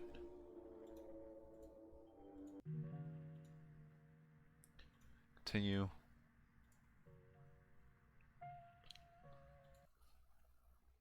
There you go. There are 2 of them now. What happened to your glass house? Asshole squatter moving. Kick dust in my mouth. As you ready to leave, Janie approaches from the far side of the kitchen. Tabitha remains between the two of you, impatiently Fuck, that's Janie! We never actually talked to her about church. Oh, Magic, before you go, I heard about what happened last night. I mean, I heard about it before Miss Tabitha mentioned it just now, and then I heard it again. I just want to say that I'm sorry you got caught up in that. I'll be praying for Oscar and poor little Rosalina. They're such sweethearts. Couldn't have happened to nicer people. Morning. Is the new blend ready? Well, of course. Magic, if you like to keep Miles company, Tabitha will just be a minute. Oh, I also forgot to mention Bo. Oh, excuse me. Wait, you're Magic, ain't you? My name is Bo. I'm Duke's boy. It's a pleasure to meet you. The policeman told you saw what happened to my daddy. And with that, breakfast is served. Yep. He's a dog. That's the mayor. You can tell this dog is a mayor from the little sash and his fancy top hat. There's a regal air about him, almost as if he knows the position of authority he's been elected to. Before you can catch up to your companions, you're intercepted by a nervous man with a cross around his neck. Sounds like old Gretchen and the mayor may have some unresolved issues, wouldn't you say? Shady FBI dude's still around. Yeah, Franklin's still around. I guess the recap didn't say it, but he basically pulls a double shift. He does one at the police station to where he's a second deputy, because, you know, I guess there's two fucking deputies for some reason. And the other one is security for the mayor? I don't know, man. It's a small fucking town. I'm Pastor Daniel. I take it you're Magic. Everyone's been buzzing about you. I'm so sorry about your aunt, but I'm sure she's in a better place now. If you ever like to discuss your beliefs, my door is always open. The basement is what you might expect of a tortured artist who spends all his time confined to a studio. Discarded canvases line its edges, while trash and sketches leak out from the piles in the corners of the room, hiding the bare cement floor. Ghoulish faces coat the walls in paint, sneering out at their creator. Your mom is so scary. She can be a little intense, kind of overprotective, which I guess makes sense. Anyway, make yourselves comfortable. You'll have to forgive the mess. I've been distracted lately and haven't been cleaning much. Dinner is already laid out. Dinner rolls, spaghetti, and a light salad. Kanika anxiously picks at her food. Stella is nervously talkative. And Reese is suddenly quiet and tense. His shoulders tight as his mother perched on the chair next to his. Dr. Kelly eyes all of you with a sharp, fierce gaze. So, I was wondering if maybe we could watch a movie sometime this week while Magic is still in town. We'll have to see how you're feeling. I can handle a movie, Doc. We'll just sit downstairs in the dark. Reese is used to that. I'm sure he'll be okay. You're always overwhelming how much you're able to do, Reese. This is why you keep getting sick. If I get sick, so what? It's not like that's ever going to change. I'm sick every day, and I'm not getting better. I don't want to spend the last few miserable years of my life holed up in the basement, alone, just because seeing my friends has been deemed too strenuous. I'm an adult, for God's sake. I can't believe I have to ask permission from my own mom to have friends over. Reese stops mid-sentence, wincing in pain and wrapping himself in his arms. Don't say things like that. I'm doing everything I can to try and fix. Silence. As Dr. Kelly's eyes shoot open. Reese? Reese abruptly pulls himself from the table and leaves. Hey. Okay.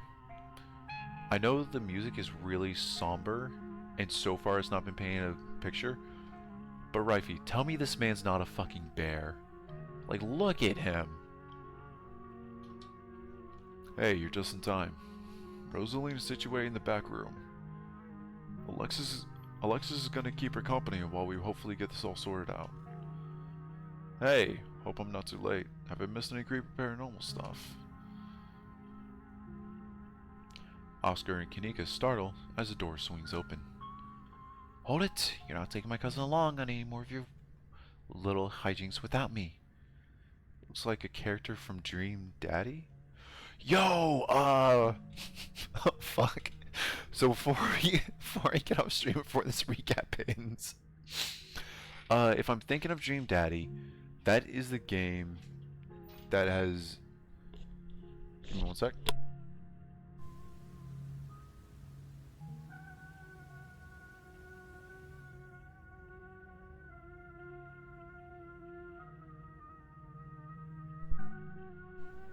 Okay, sorry about that.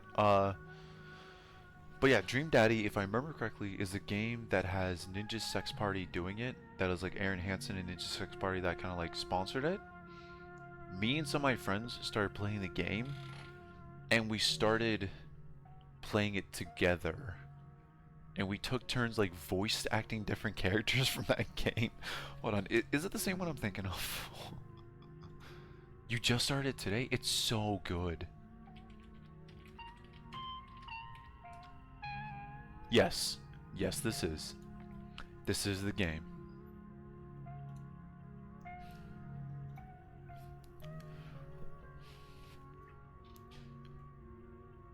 Whoa. This is where I've seen it. It appears on top of the stain. Stella pulls back the carpet, revealing a hatch. The floor around it stained in reddish brown. I'm going for it.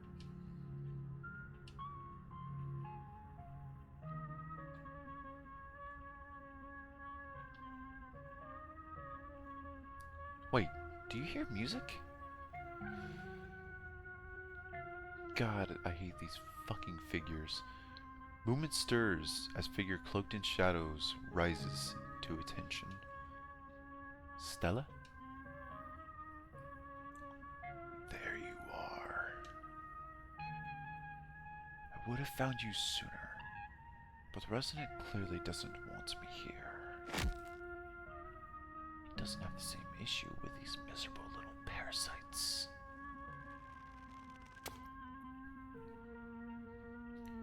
Bottom feeders always manage to slip through the cracks, don't they? The sins of the father are to be laid upon the children. One of you must forfeit, it doesn't matter which. That sounds fun as hell. What, playing it with friends or this game so far? Bullshit. You and Tabitha come to in a basement, a mound of packed dirt in front of you. Your friends are nowhere to be seen, though Sybil remains standing on the stairwell, as if she's been patiently waiting for you to get up. Yeah, it is a lot of fun playing with friends, because we just kind of fuck around. We'll take turns voicing characters. Just, oh buddy, yeah, definitely Zombie. I would recommend going back and looking at that. To your back, and both of you are whole. I have to admit, that's quite an unexpected outcome. Excellent work, Magic.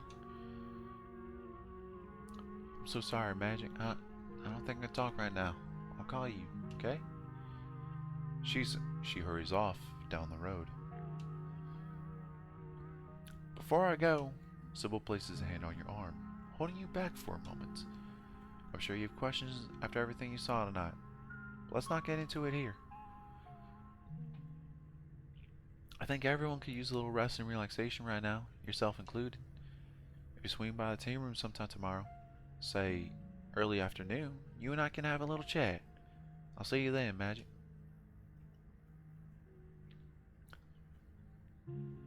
And this is the part that we are caught up on. Spirit still looms over the town of Scarlet Hollow. Still, tonight was a good night, and you fall asleep with a gentle, well-earned smile on your face.